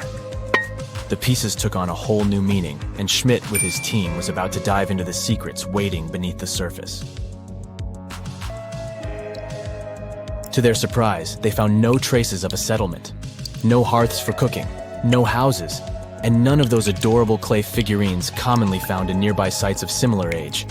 However, they uncovered that those ancient people used tools like stone hammers. So, Schmidt and his team put their heads together and took a wild guess at the age of Gobekli Tepe's stone structures. Their estimation got backed up by some limited carbon dating done right at the site. The ancient vibes of this place were finally starting to make sense. It was like a puzzle slowly coming together.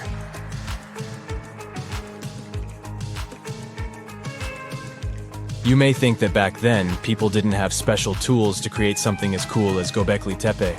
Not true. Turns out, these prehistoric folks used flint tools instead of fancy metal chisels. They were also skilled at chipping away softer limestone and crafting pillars right on the spot.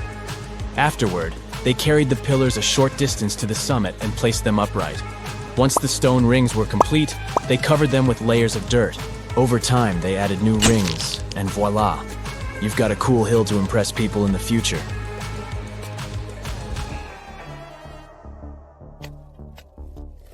During their first year of excavation, the team went through 15,000 pieces of animal bones from wild creatures.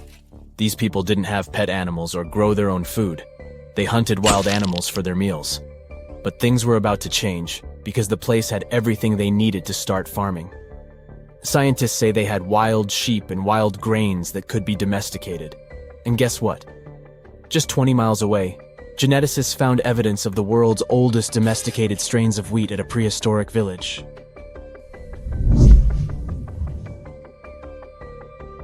These amazing findings have completely changed how we view civilization. In the past, Experts believed that people needed to learn how to farm and settle in one place before they could build temples and develop complex societies. But guess what? Schmidt's research flips that idea on its head. He claims that the incredible effort put into constructing these astonishing structures actually set the stage for the development of advanced societies. It means that societal and cultural changes happened before agriculture. Schmidt has this fascinating hypothesis about Gobekli Tepe. He thinks it could have been a special burial site where people left their loved ones. And here's the twist. The burial site was adorned with fancy statues and symbols representing deities from the spiritual realm. The idea that Gobekli Tepe could have served as a sacred place adds another layer of complexity to the whole story. While the site's true purpose may remain elusive, Schmidt's insights invite us to consider the profound interplay between life and the afterlife, and the deep reverence ancient hunter-gatherer societies may have had for their departed ancestors. Now let's talk about the stars of the show, the mesmerizing T-shaped columns that dominate Gobekli Tepe. These mysterious structures range from 10 to 20 feet tall and most likely represent stylized human figures. But one figure stands out from the rest, the three-dimensional lion relief. This depiction really fires up our imagination. Why? Because it hints at the possibility that lions roamed Anatolia during the Neolithic period.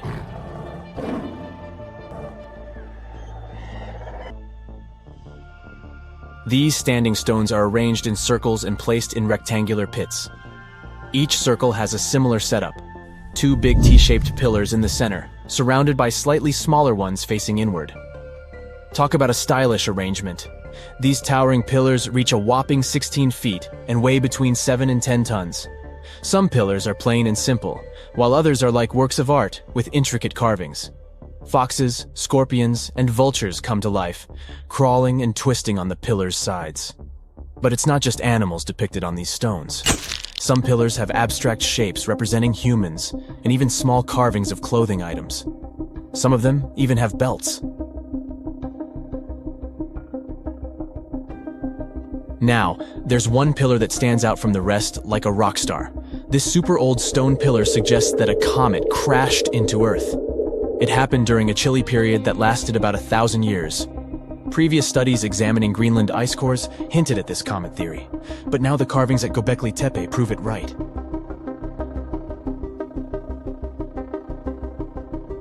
The carvings on the pillars are like a historical comic strip. They even show a headless human figure. Researchers fed the images into a computer and discovered their connections to constellations, indicating that this temple might have been an ancient observatory. It's like our ancestors were trying to document this cataclysmic event in their own unique way.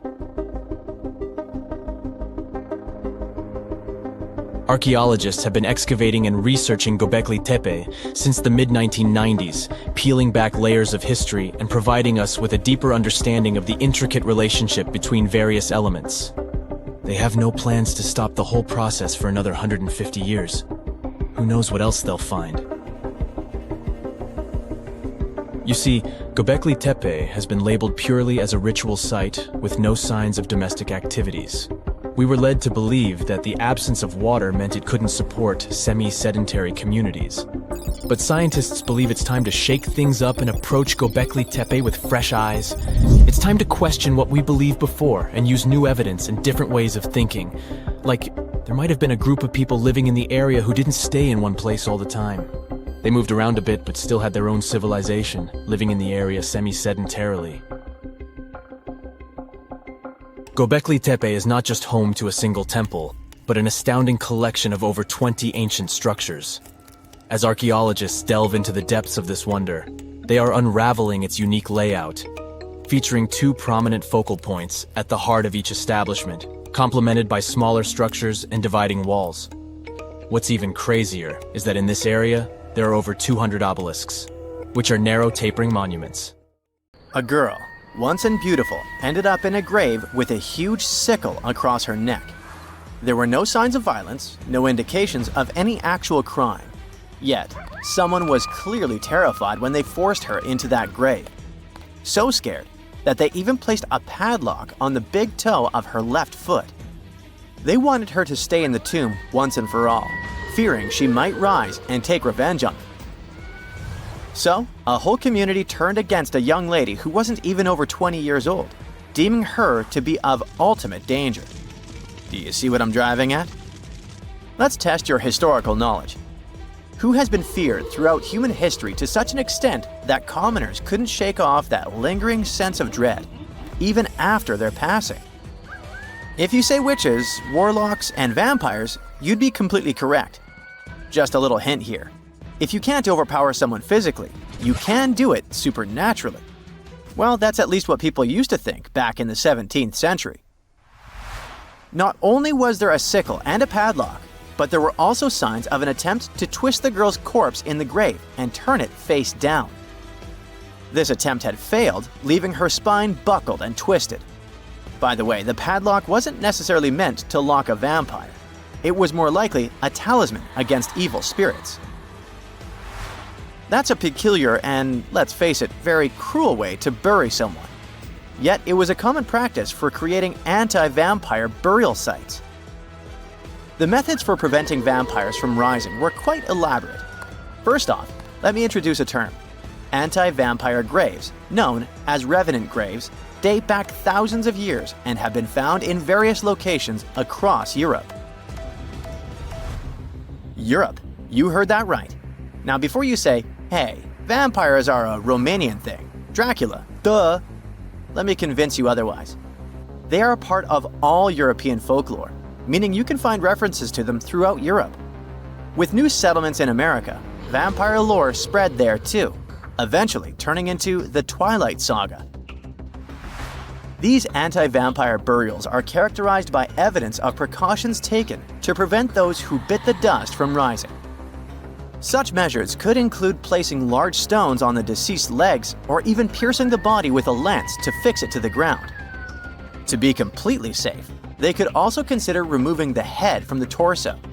So, burying the body face down, cutting off the head, and pressing the body with a stone were the methods used to keep someone believed to be a demonic being from leaving the grave. Let's return to the poor lady, or rather, the girl. A couple of archaeologists, Dariusz Poliński and his partner, Magna Durodska, who happened to be partners in both crime and life, stumbled upon her grave. Strangely, all of her 206 bones remained untouched. Yet no gravestone, no name, nothing. Just a lonely grave on a hill in northern Poland. Poliński, a professor of archaeology, and Zagrodska began piecing together the story of the woman they eventually named Zosia.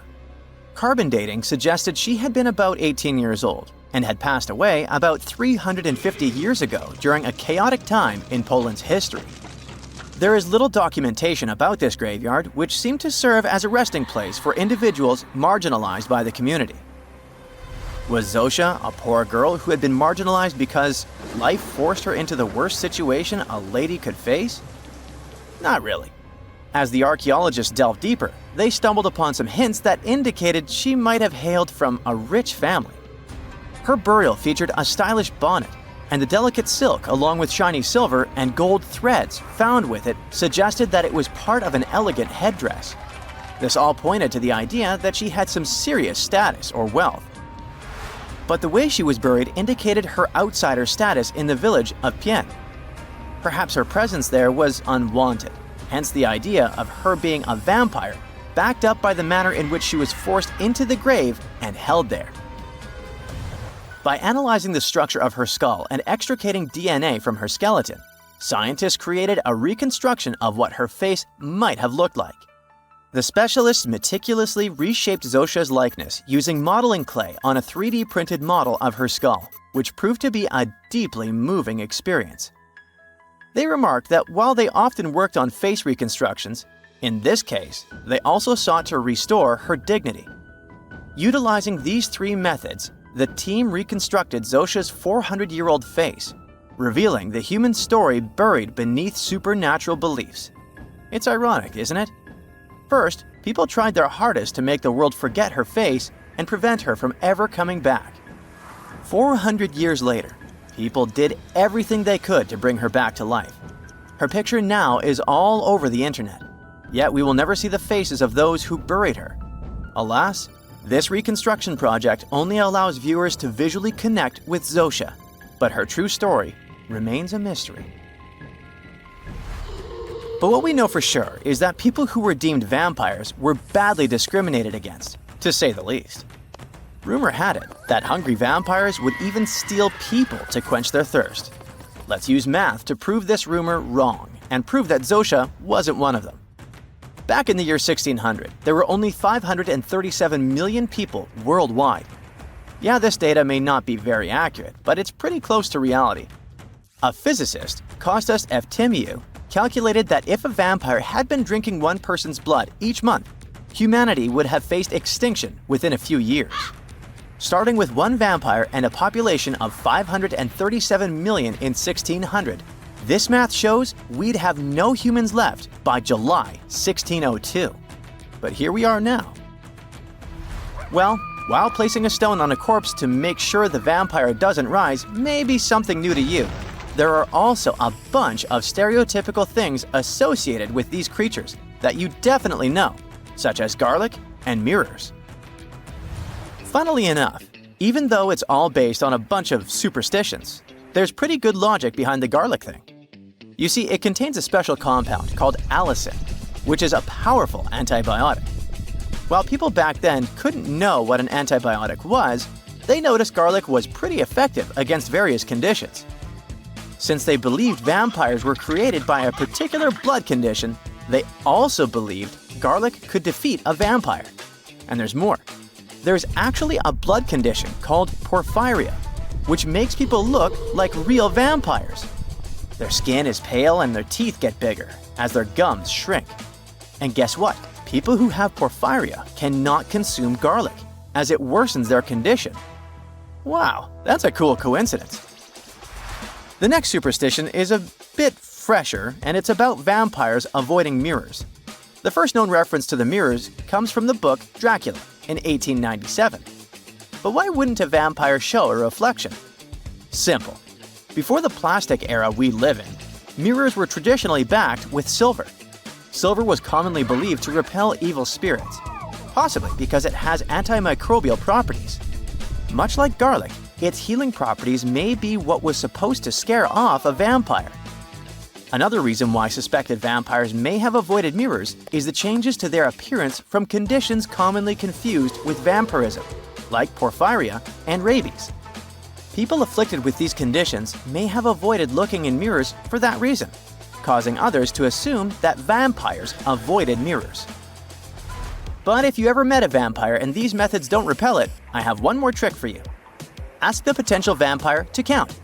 It can be spilled grains, seeds, or even the holes in the fishing net if you happen to have one. Vampires are into math, so they'll stop to count, delaying them until sunrise. And we all know that vampires don't do well in sunlight. Ironically, it's Count Von Count, a vampire who teaches us how to count on Sesame Street. In July 1990, 4 Czech guys decided to go on an adventure to find the Mongolian death worm, a creature that might have inspired the monster you've seen in the movie Doom. They say it lives somewhere deep in the Gobi Desert, so they flew to Mongolia, hopped into an ATV, and hired some local guides to help them. All that to meet a creature that is up to 6 feet long, can spit acid that could melt anything, and is capable of shooting electricity at those it doesn't like. Legend says that these friendly guys spend most of their days hiding underneath the sandy dunes, but they'd like to come out during the wetter months of June and July. So the timing for a spotting was simply perfect. But the crew needed to figure out how to lure the creature. Sadly for them, no one knew what the giant worm liked to eat. So they built a thumper, which is a machine that made rhythmic pounding noises. They were hoping it would call the worm out of the ground. For 2 months, they searched the vast desert, crossing dunes and rocky plains, looking for any sign of the creature. But alas, it didn't really work out. Ivan McCurley, who was the leader of the 1990 expedition, came back to Gobi Desert again. He once tried to attract the megaworm with blasts, and the second time he used a small airplane to scout the dunes. Over the years, groups from America, Britain, and New Zealand organized big expeditions to the Gobi Desert to try and find the creature. Many others came from all around the world on their own and found nothing. The people in the West first found out about the megaworm of the Gobi Desert thanks to an American paleontologist, Roy Chapman Andrews. This brave man was probably the inspiration for Indiana Jones. In 1926, he wrote about the creature in his book. At a meeting with Mongolian leaders, Andrews heard detailed descriptions of the creature, even though none of them had ever seen it themselves. One of them described it as looking like a sausage, about 2 feet long, with no head or legs. According to him, the worm was so venomous that just touching it could instantly take your life, and it lived in the loneliest parts of the Gobi Desert. Andrews didn't think the creature was real, but he shared these stories again in another book. In May 2005, 4 friends from Great Britain who search for monsters professionally decided to try their luck. They made drawings of the worm and hired local people to hand out flyers all over the Gobi Desert. These flyers offered a reward to anyone who could give information about the worm or even bring them a specimen. They thought loud sounds that other explorers tried would scare the beast away. Some told them it likes damp conditions, so they came up with a plan to block streams of water to create wet areas that would lure the worm out. Their plan didn't work because it was too hard to build dams in the desert. They ended up using small traps, but didn't find any actual proof that the worm existed. But they did meet locals who shared interesting stories about strange creatures they had seen over 70 years. Over the years, stories of the monster spread around the world. In some of them, it's only 1 foot long. In others, it's as large as a human. It's white-gray or scaly and brown, or maybe fleshy and bright red. Someone said it resembled a snake, or maybe a caterpillar, or maybe it has wings and can fly. And some believe it could be a supernatural evil being without a body. Maybe the stories are so different, and the search operations are so fruitless, because the creature doesn't even exist. Or it could be one of many cryptids. Those creatures like Bigfoot, Yeti, the Loch Ness Monster, their existence has yet to be proven. In 1983, one scientist who was visiting the region heard that an old man had managed to catch the mysterious worm. He also learned there was a nest nearby. The scientist bravely approached the hole in the sand and put his hand inside. A giant creature dragged him in, and he was never seen again. Just kidding. He actually found a Tartar sand boa inside. It's a chunky, burrowing, non-venomous snake that has small eyes and gray-brown scales. He showed it to the locals to verify if it was the monster, and supposedly all of them said yes. Most Mongolians who know about the worm still believe it's real. Now, even though people call our supposed monster a worm, it's just what it sounds like in the English translation. Many Mongol cultures have used this word for centuries to refer to any animals they thought to be really dangerous, especially snakes, even non-venomous ones. So, it doesn't have to be a literal worm after all. Worms are soft and squishy, but a creature living in the harsh Gobi Desert would need to be tougher, more like a snake or a type of lizard without legs. Neither of these creatures can shoot electricity or spit acid like they say the death worm does. But some snakes, like cobras, can spit venom that's dangerous for people. If it were real, the creature would have a backbone, and explorers searching for it would likely find some bones or evidence left behind. And there are actually fossil remains all over the Gobi Desert. Scientists found representatives of over 80 dino groups here over the last almost 100 years. It all started with the world's first dinosaur egg nests. This discovery changed all the scientists knew about dinos. It was the first proof they laid eggs. In the following 2 years, the same expedition team unearthed over 100 dinosaurs and took them to the American Museum of Natural History, where you can still see them today. Some of them were swimming around in the Cretaceous Sea that used to be here about 71 million years ago. They resembled modern birds. The mystery of the megaworm is still unsolved, but there used to be another mystery scientists finally managed to explain. Back in the 13th century, A famous traveler, Marco Polo, not the guy from the swimming pool game, crossed the Gobi Desert. He thought he could hear mysterious noises, like the sounds of musical instruments such as drums. He wrote about it in his book and believed he might be hearing the voices of restless spirits. Scientists call these noises singing sands or booming sands. Unlike the squeaky sound you might hear when walking on a sandy beach, these desert sounds are much louder, like a musical instrument playing deep, haunting notes. Over the years, people came up with all kinds of ideas about what caused the sounds, like underground water or winds making the sand vibrate. Not all dunes can do this, and scientists wanted to figure out why. Sometimes the winds might cause a small avalanche on the side of a dune, and then you can hear the magical sound start. But this is rare. So, to study it, scientists had to help the dunes sing. They climbed to the top of a dune and slid down on their backs, using their hands and feet to push sand down. As the sand tumbled, the sound started softly and got louder. They could even feel the vibrations with their hands. So they found out that for a dune to sing, a few special things need to happen. The grains of sand must be the right shape. The dune has to be big, and the sand must be very dry, so no singing after it rains.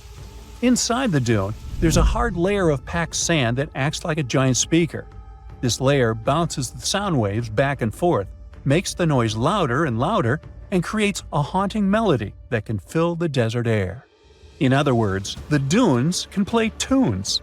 Yeah, sorry, I couldn't help myself with that one. Big news! Santa is real, and he looks like this.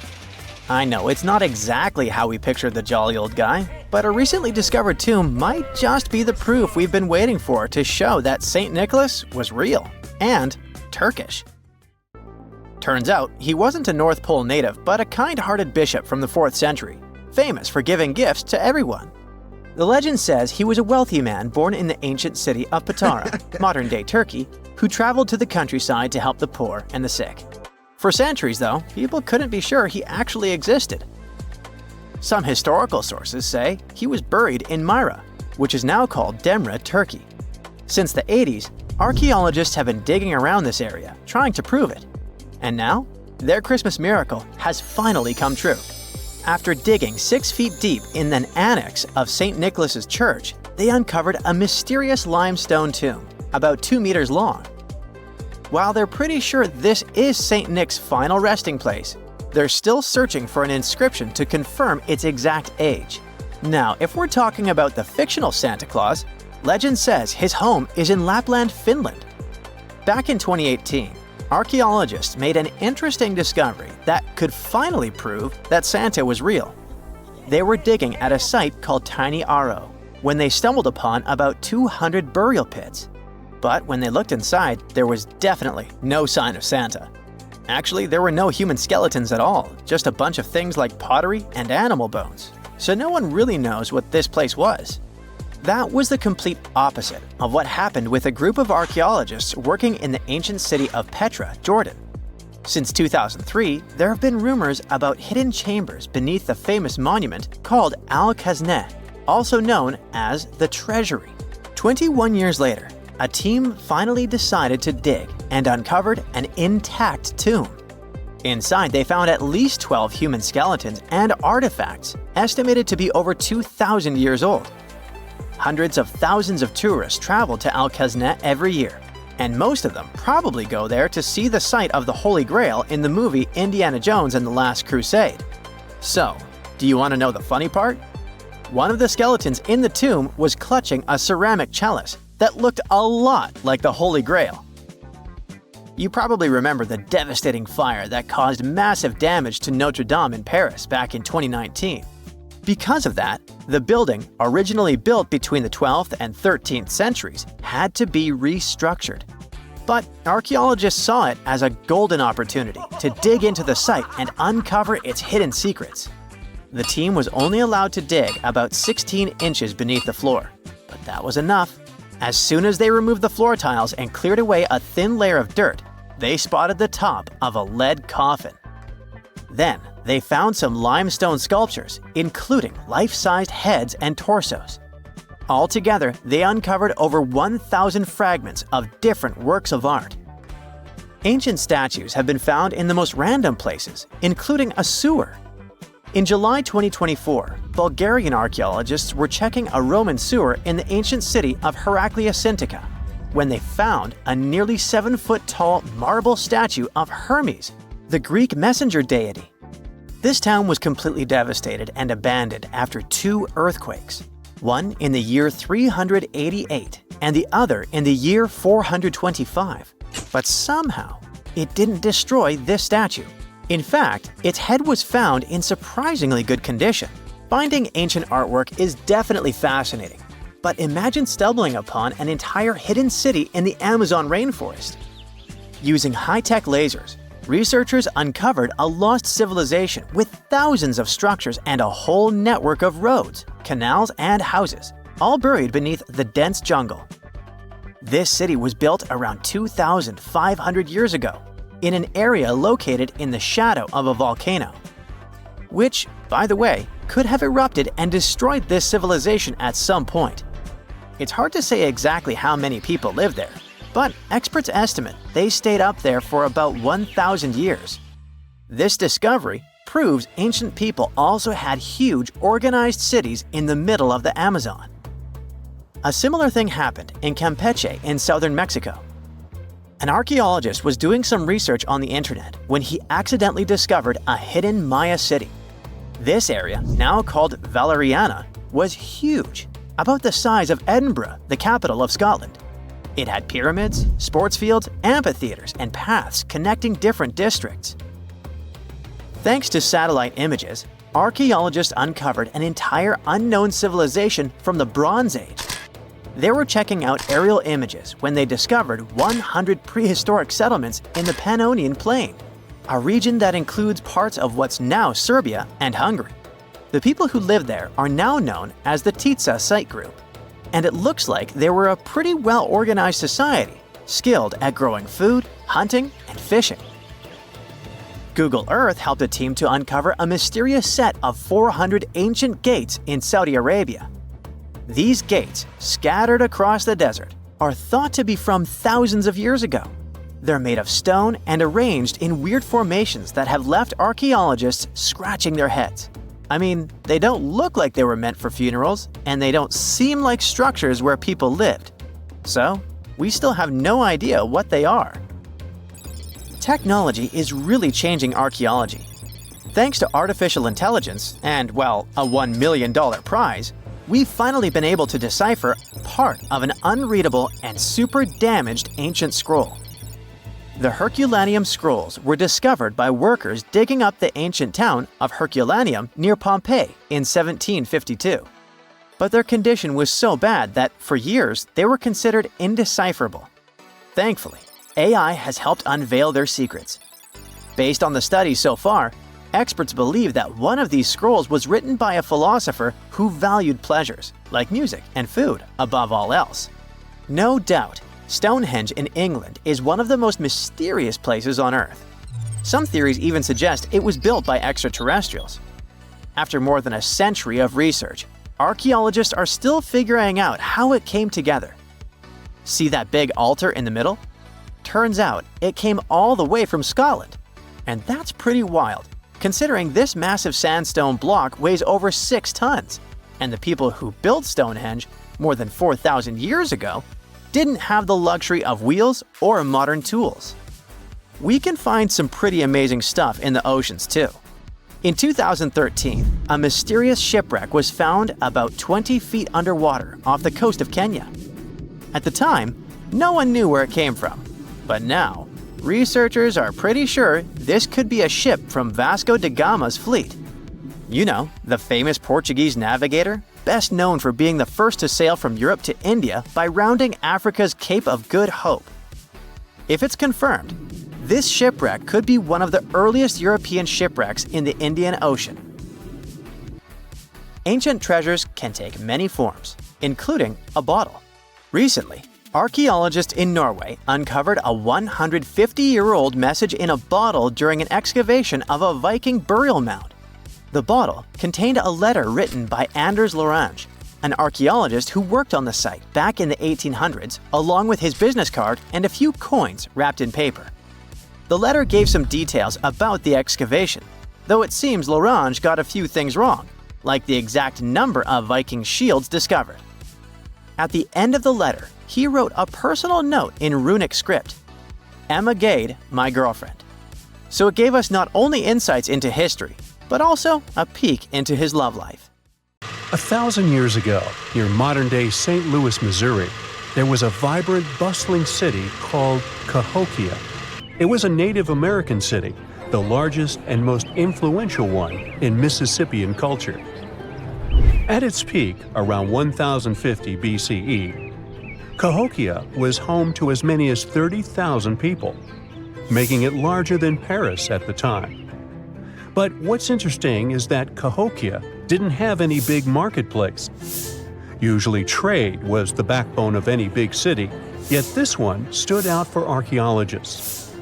That's because Cahokia wasn't about commerce. It was about culture, community, and parties. The people who lived there threw massive parties that would last for days. The city's grandest feature was its 50-acre plaza, surrounded by amazing earthen pyramids. This massive space could hold over 10,000 people. Imagine them all gathering there for festivities, dancing, drinking coffees and teas, feasting on deer, and betting on sports. The events were super lively. Cahokians would wear awesome costumes, style their hair in interesting ways, and decorate their bodies with tattoos. Athletes were playing a game called chunky, where they hurled spears at a rolling stone disc, competing to get as close as possible. The roar of the crowd filled the air, and performers showed off their skills. These celebrations were so wild, they left traces in history. After the parties ended, Cahokians cleaned up by tossing leftovers into pits. Archaeologists have uncovered these waste pits, and they were filled with food remains and pottery. One pit alone contained the remains of 2,000 deer, and that's from a single event. They also found traces of yaupon holly, a caffeinated plant that was traded from hundreds of miles away. This just shows how much effort and thought Cahokians put in their celebrations. Would you like to live in a city like this?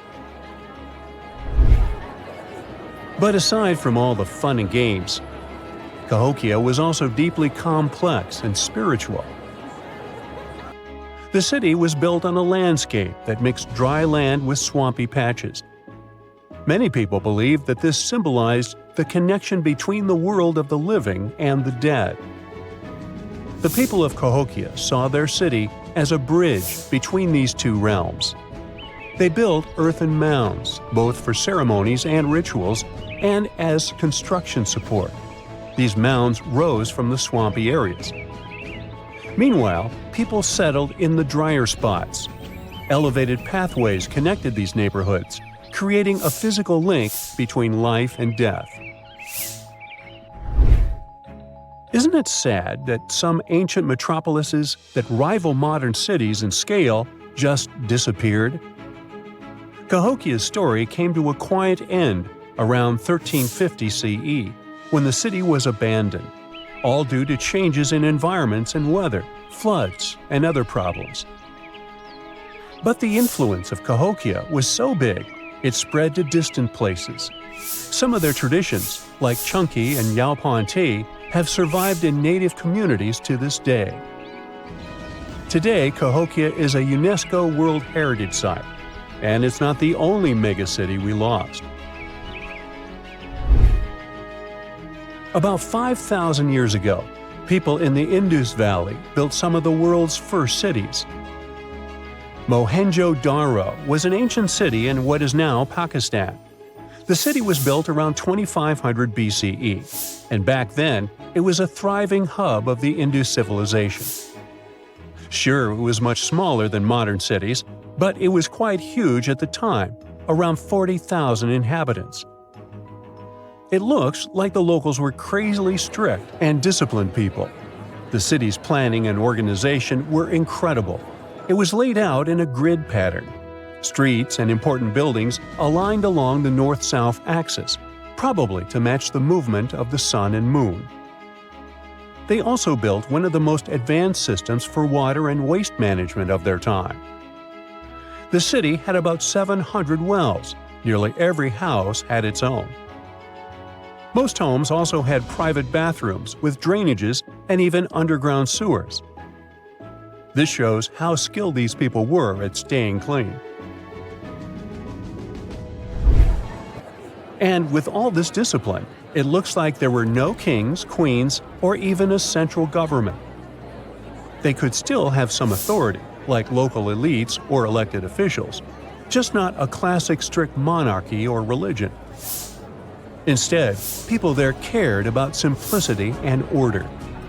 They basically managed themselves, having standardized ways of doing things, from the way tools and potteries were made to how they traded. Which is why, unlike many other cities, Mohenjo-Daro didn't have grand palaces, temples, or monuments. Instead, they had public areas known as citadels. People gathered at citadels for rituals, meetings, and storage of grain.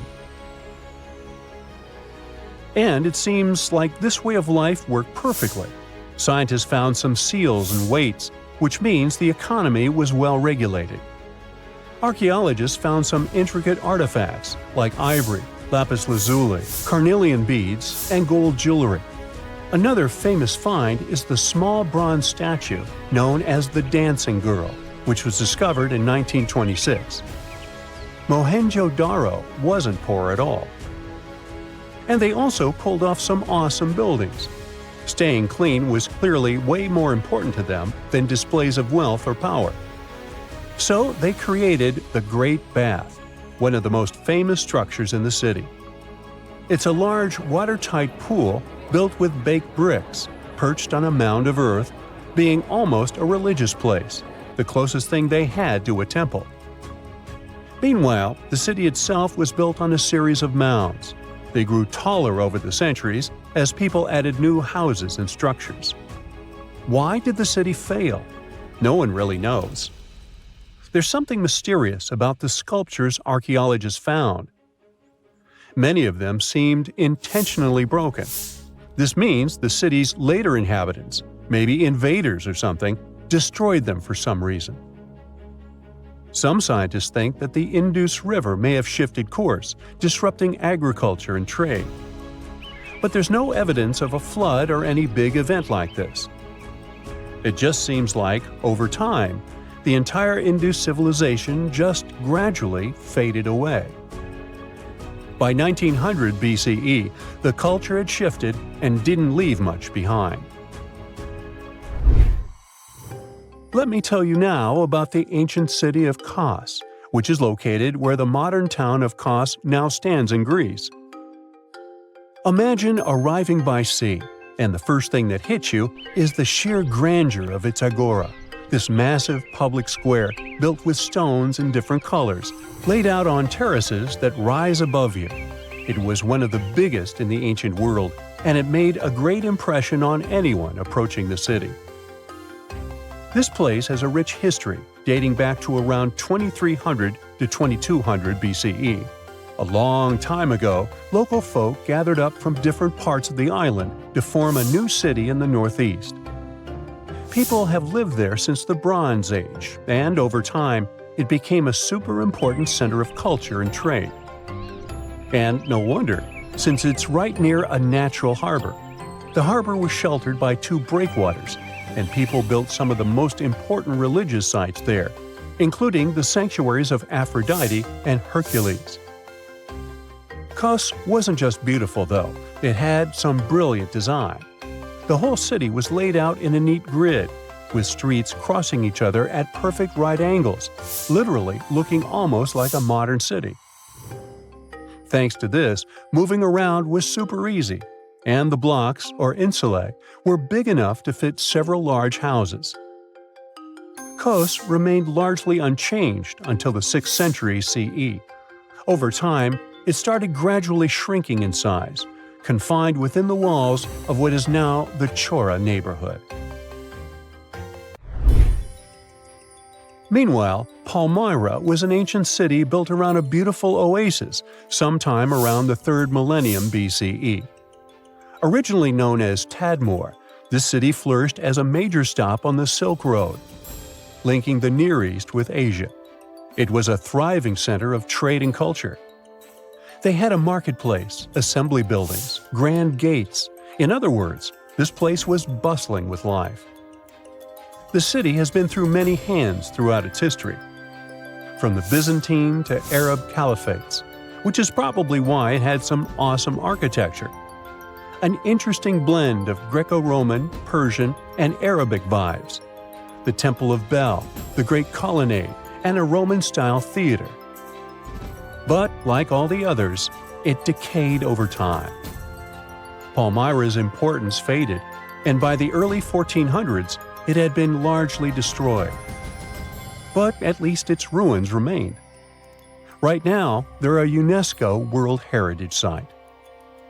When you think of an epic desert scene with blazing sun, endless dunes, and those magical little oases, you probably picture the legendary Sahara, right?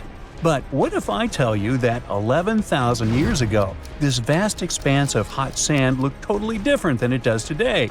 Yeah, I don't know, I wasn't around then. But I'm told that back then, what we now call a desert was a lush paradise, brimming with lakes, rivers, grassy plains, and even woodsy forests. So, where did all this water go? There are many stories about the distant past of our planet when deserts were covered with jungles and forests, and then something happened, like changing climates or colossal earthquakes, and it all turned green lands into dunes. But how about a theory that Sahara became a desert because of humans and goats? The Sahara has seen its fair share of wet and dry drama throughout the ages, mostly thanks to little shifts in Earth's orbital tilt, causing variations in how much solar radiation hits the atmosphere. There were even times called the African humid periods, when the rain would pour in and transform the dry landscape into a bright green haven. But between 8,000 and 4,500 years ago, something really funky happened to this region. Certain areas went from humid to dry, way too fast to explain it by just orbital changes. In the blink of an eye, the lush Sahara turned into the Sahara we know today. Now, if you ask scientists why it happened, they will tell you, oh, it's just poor parameterization of the data. Bet you didn't get it, did you? What? Well, right, let me translate it from scientific to common human. It means they really don't know the answer themselves, and they got a bunch of missing puzzle pieces. But as scientists sifted through ancient dirt and pollen samples, they spotted a quirky trend. Wherever there were pastoralists, also known as humans with their domesticated animals, the plant life seemed to shift. It was as if every time humans and their furry friends meandered through the greenery, they turned it into scrub and desert right behind them. Oops. Yep, chances are that by overgrazing, humans were sapping moisture out of the atmosphere, since plants give off moisture, which helps make clouds and making things even sunnier, leading to a quicker end of the humid vibes. Plus, our ancestors may have been getting a little too cozy with fire for land management, further speeding up the desert takeover. Anyway, scientists are sure that this lush Sahara would have turned back into desert eventually, even if humans hadn't shown up, thanks to Earth's natural rhythms. So there's no need to pin this abrupt change solely on humans. It could simply be about nature getting feedback from vegetation and dust cycles. It's difficult to determine what caused these changes, as it's all interconnected. During the last humid period, the Sahara was filled with hunter-gatherers. As things got a little drier, they started herding animals for food. The weather pushed people to herd cattle. It's also possible that grazing sped up the landscape degradation. So, which came first, the chicken or the egg? Or in this case, the human or the cow? It's tough to tell with the evidence we have now. Now today, it's safe to say that water is no longer that big of a problem in the Sahara, even though it's a huge desert and the times of lush forests there are long gone. But technology's got us covered. For example, the Nubian Sandstone Aquifer System, the biggest underground water stash on the planet. It's nestled beneath the Sahara Desert's eastern edge and stretches across 4 northeastern African countries – Sudan, Chad, Libya, and Egypt, covering a whopping 770,000 square miles and holding around 36,000 square miles of groundwater. Just look at the pipes transported when it was being built. It's the world's largest irrigation project. No wonder it's feasible to thrive in the Sahara today. But imagine thriving in the Sahara Desert with just one water source. Sounds like a tough gig, right? But the ancient Garamantes did just that, surviving and even thriving for nearly 1,000 years without monsoons or rivers flowing to their desert paradise. These clever folks were the trendsetters of urban life in the sands, and even the Romans couldn't help but notice their genius. While many thought they were just desert-dwelling savages, the Garamantes were busy building an empire in one of the toughest climates on Earth. But how did they do that? Well, they got crafty and dug a whole bunch of underground tunnels to tap into a massive sandstone aquifer. They were literally squeezing every drop of life from under the dunes. But recently, research showed that the Garamantes weren't just hardworking, they were pretty lucky too. The Garamantes had an underground aquifer that brought water up to a hill where they built over 500 fogaras, which are irrigation systems, some stretching as long as 2.5 miles. It was like sipping water through a straw, which let them irrigate their crops for nearly a century, especially since even a little rain would help recharge the system. But eventually, due to rain insufficiency, the aquifer ran low, and reaching it again would have meant digging more tunnels and relying on more people. That's a tough problem, considering these people were in the middle of food and water shortages. Guess I don't need to tell you what happened to the Garamantes, do I? The fall of the Garamentian culture might be linked to several factors. It may have been due to climate changes, or they may have simply used their water resources too much. Back in the day, the Sahara Desert was actually fertile agricultural land, thanks in part to the cool irrigation system the Garamentians created. But since fossil water isn't something you can replenish over time, the groundwater levels dropped pretty low. This likely played a big role in the kingdom's decline by the late 7th century CE. That sounds like someone who hit a lottery jackpot, used up all the money, and went back to their original not-so-cool job once the bank account got fully drained. Oh, by the way, even if the Garamantes left some secret wisdom messages for us, the chances are we'll never get what they wanted to tell us. Nobody really knows what language they used, and their texts are nearly indecipherable to us today. But let's go back to the Green Sahara. So it transformed into a desert about 4,500 years ago. But today, we can understand how people lived in those times in the Sahara thanks to natural parks in Africa that have the ultimate outdoor art gallery. There are well over 15,000 ancient paintings and carvings depicting everyday life from around 11,000 years ago. However, if the carvings aren't enough for you and you feel like visiting an actual green desert, all you have to do is book a flight to California. One of the most beautiful phenomenon in the world, the superbloom, takes place here. Look at all these colors – orange, green, pink. It's a miracle. Wildflowers bloom right in the middle of a hot desert after several years of rainfall in dry places. It's such a bright and colorful landscape that superblooms can be seen from space. This rare phenomenon can be observed in other arid places and deserts in western and southern Africa, Western Australia, and Chile. In all these places, the weather is very hot and dry in summer. Mild humid air comes in winter, and this is the ideal environment for mass flowering. Flower seeds that lie in desert sands can wait for decades before starting to produce flowers. When the hot sun destroys all the weeds and grass, and the rainfall becomes enough to moisten the soil, the seeds are kind of like, well, okay, now it's our turn to play a big game. And then hundreds of thousands of tourists come to take photos and post these beautiful pictures on social media. And this, unfortunately, is one of the main dangers for flowers. Therefore, if you find yourself in a place like this, don't pick the flowers and don't trample on them. Stay on the path, don't litter. Take only pictures and leave only footprints. You get it? Good. Back in December 2012, a lot of people were freaking out over the idea that the world might end in some catastrophic event. And it was all thanks to the famous Maya calendar. This ancient way of tracking time had been the subject of endless speculation. But one of its biggest mysteries was definitely an 819-day count found in some versions of the calendar.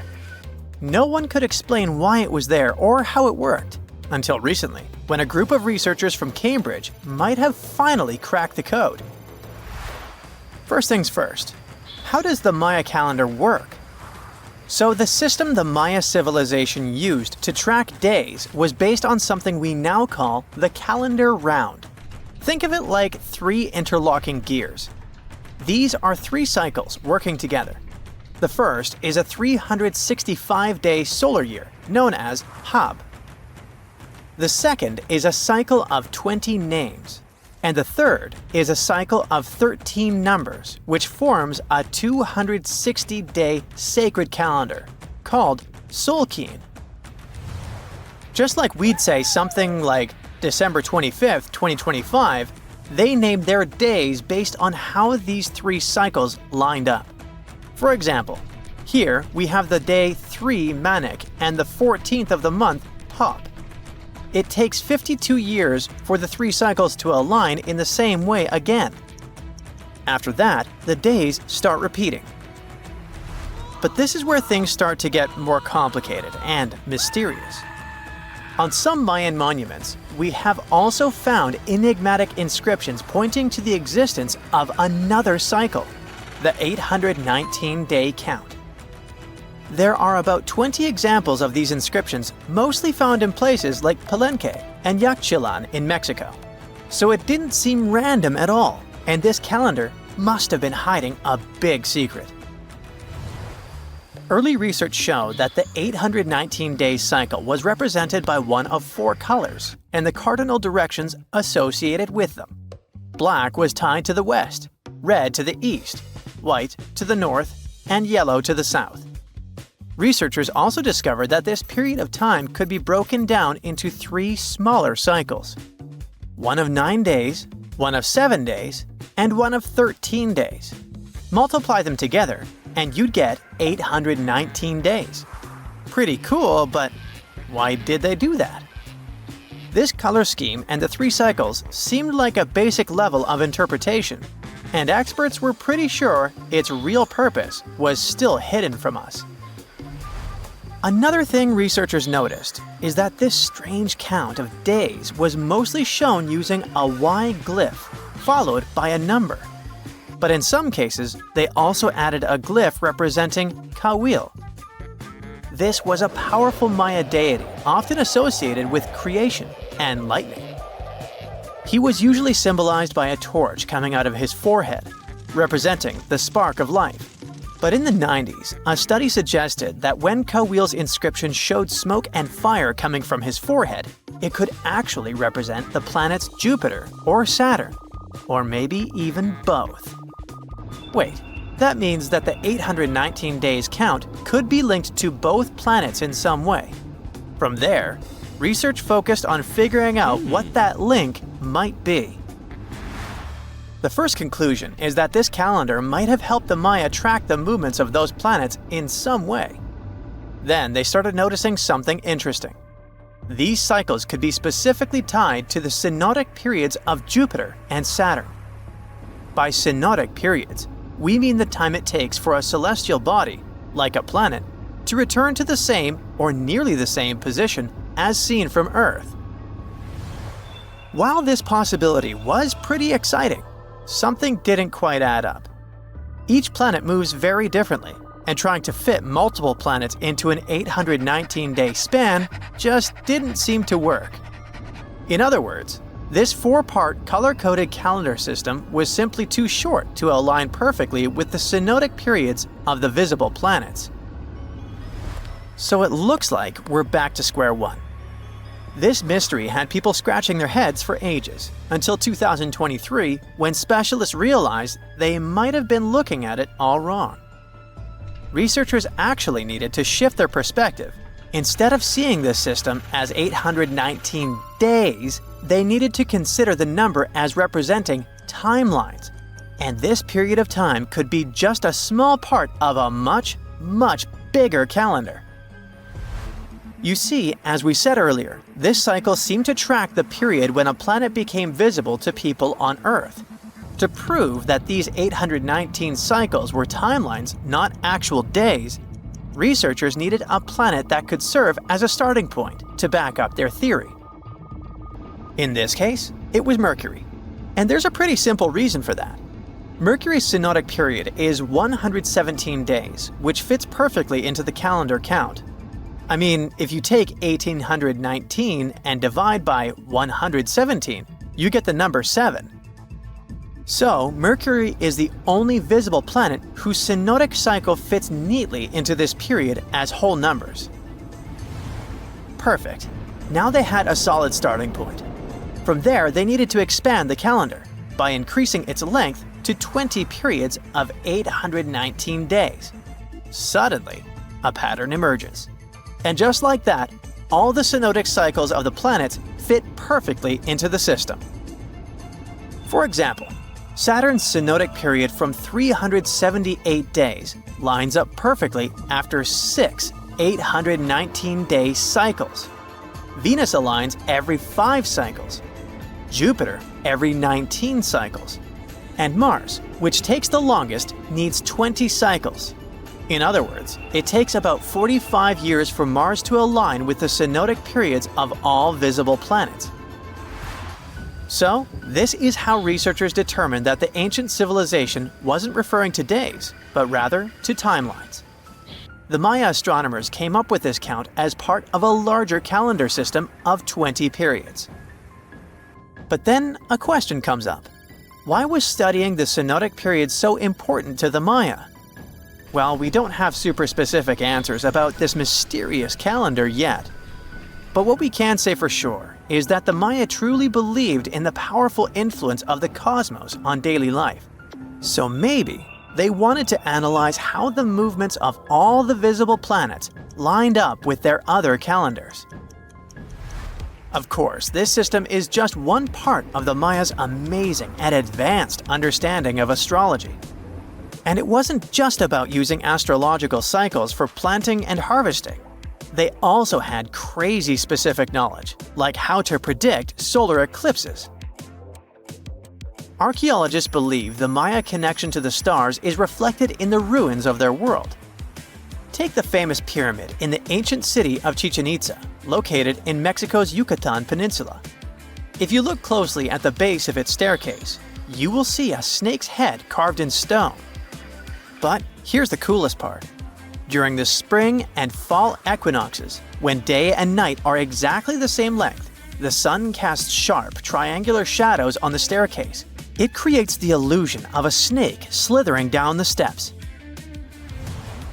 Another example of how they use their knowledge of astronomy in their temples is in Tikal, Guatemala.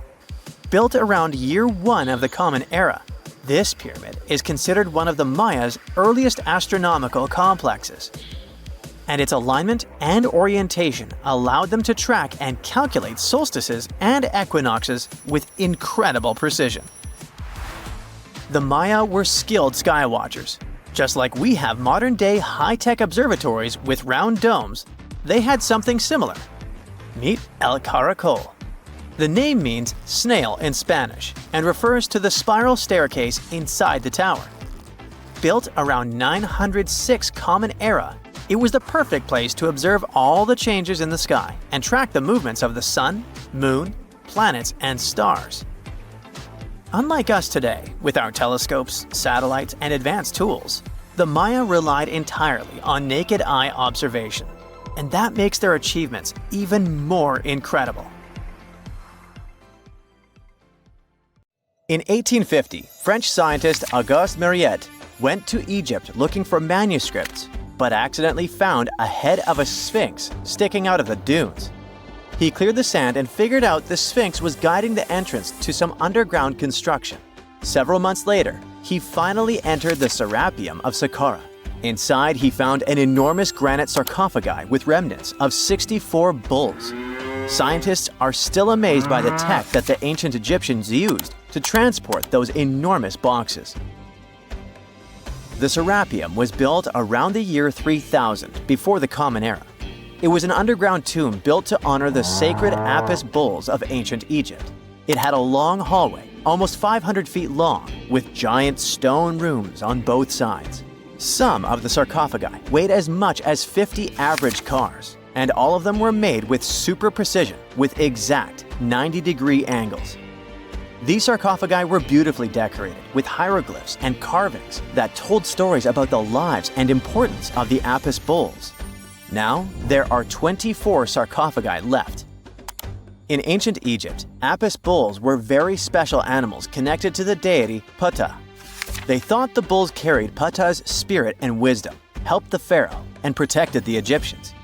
Priests looked for special markings on young bulls to find Apis bulls.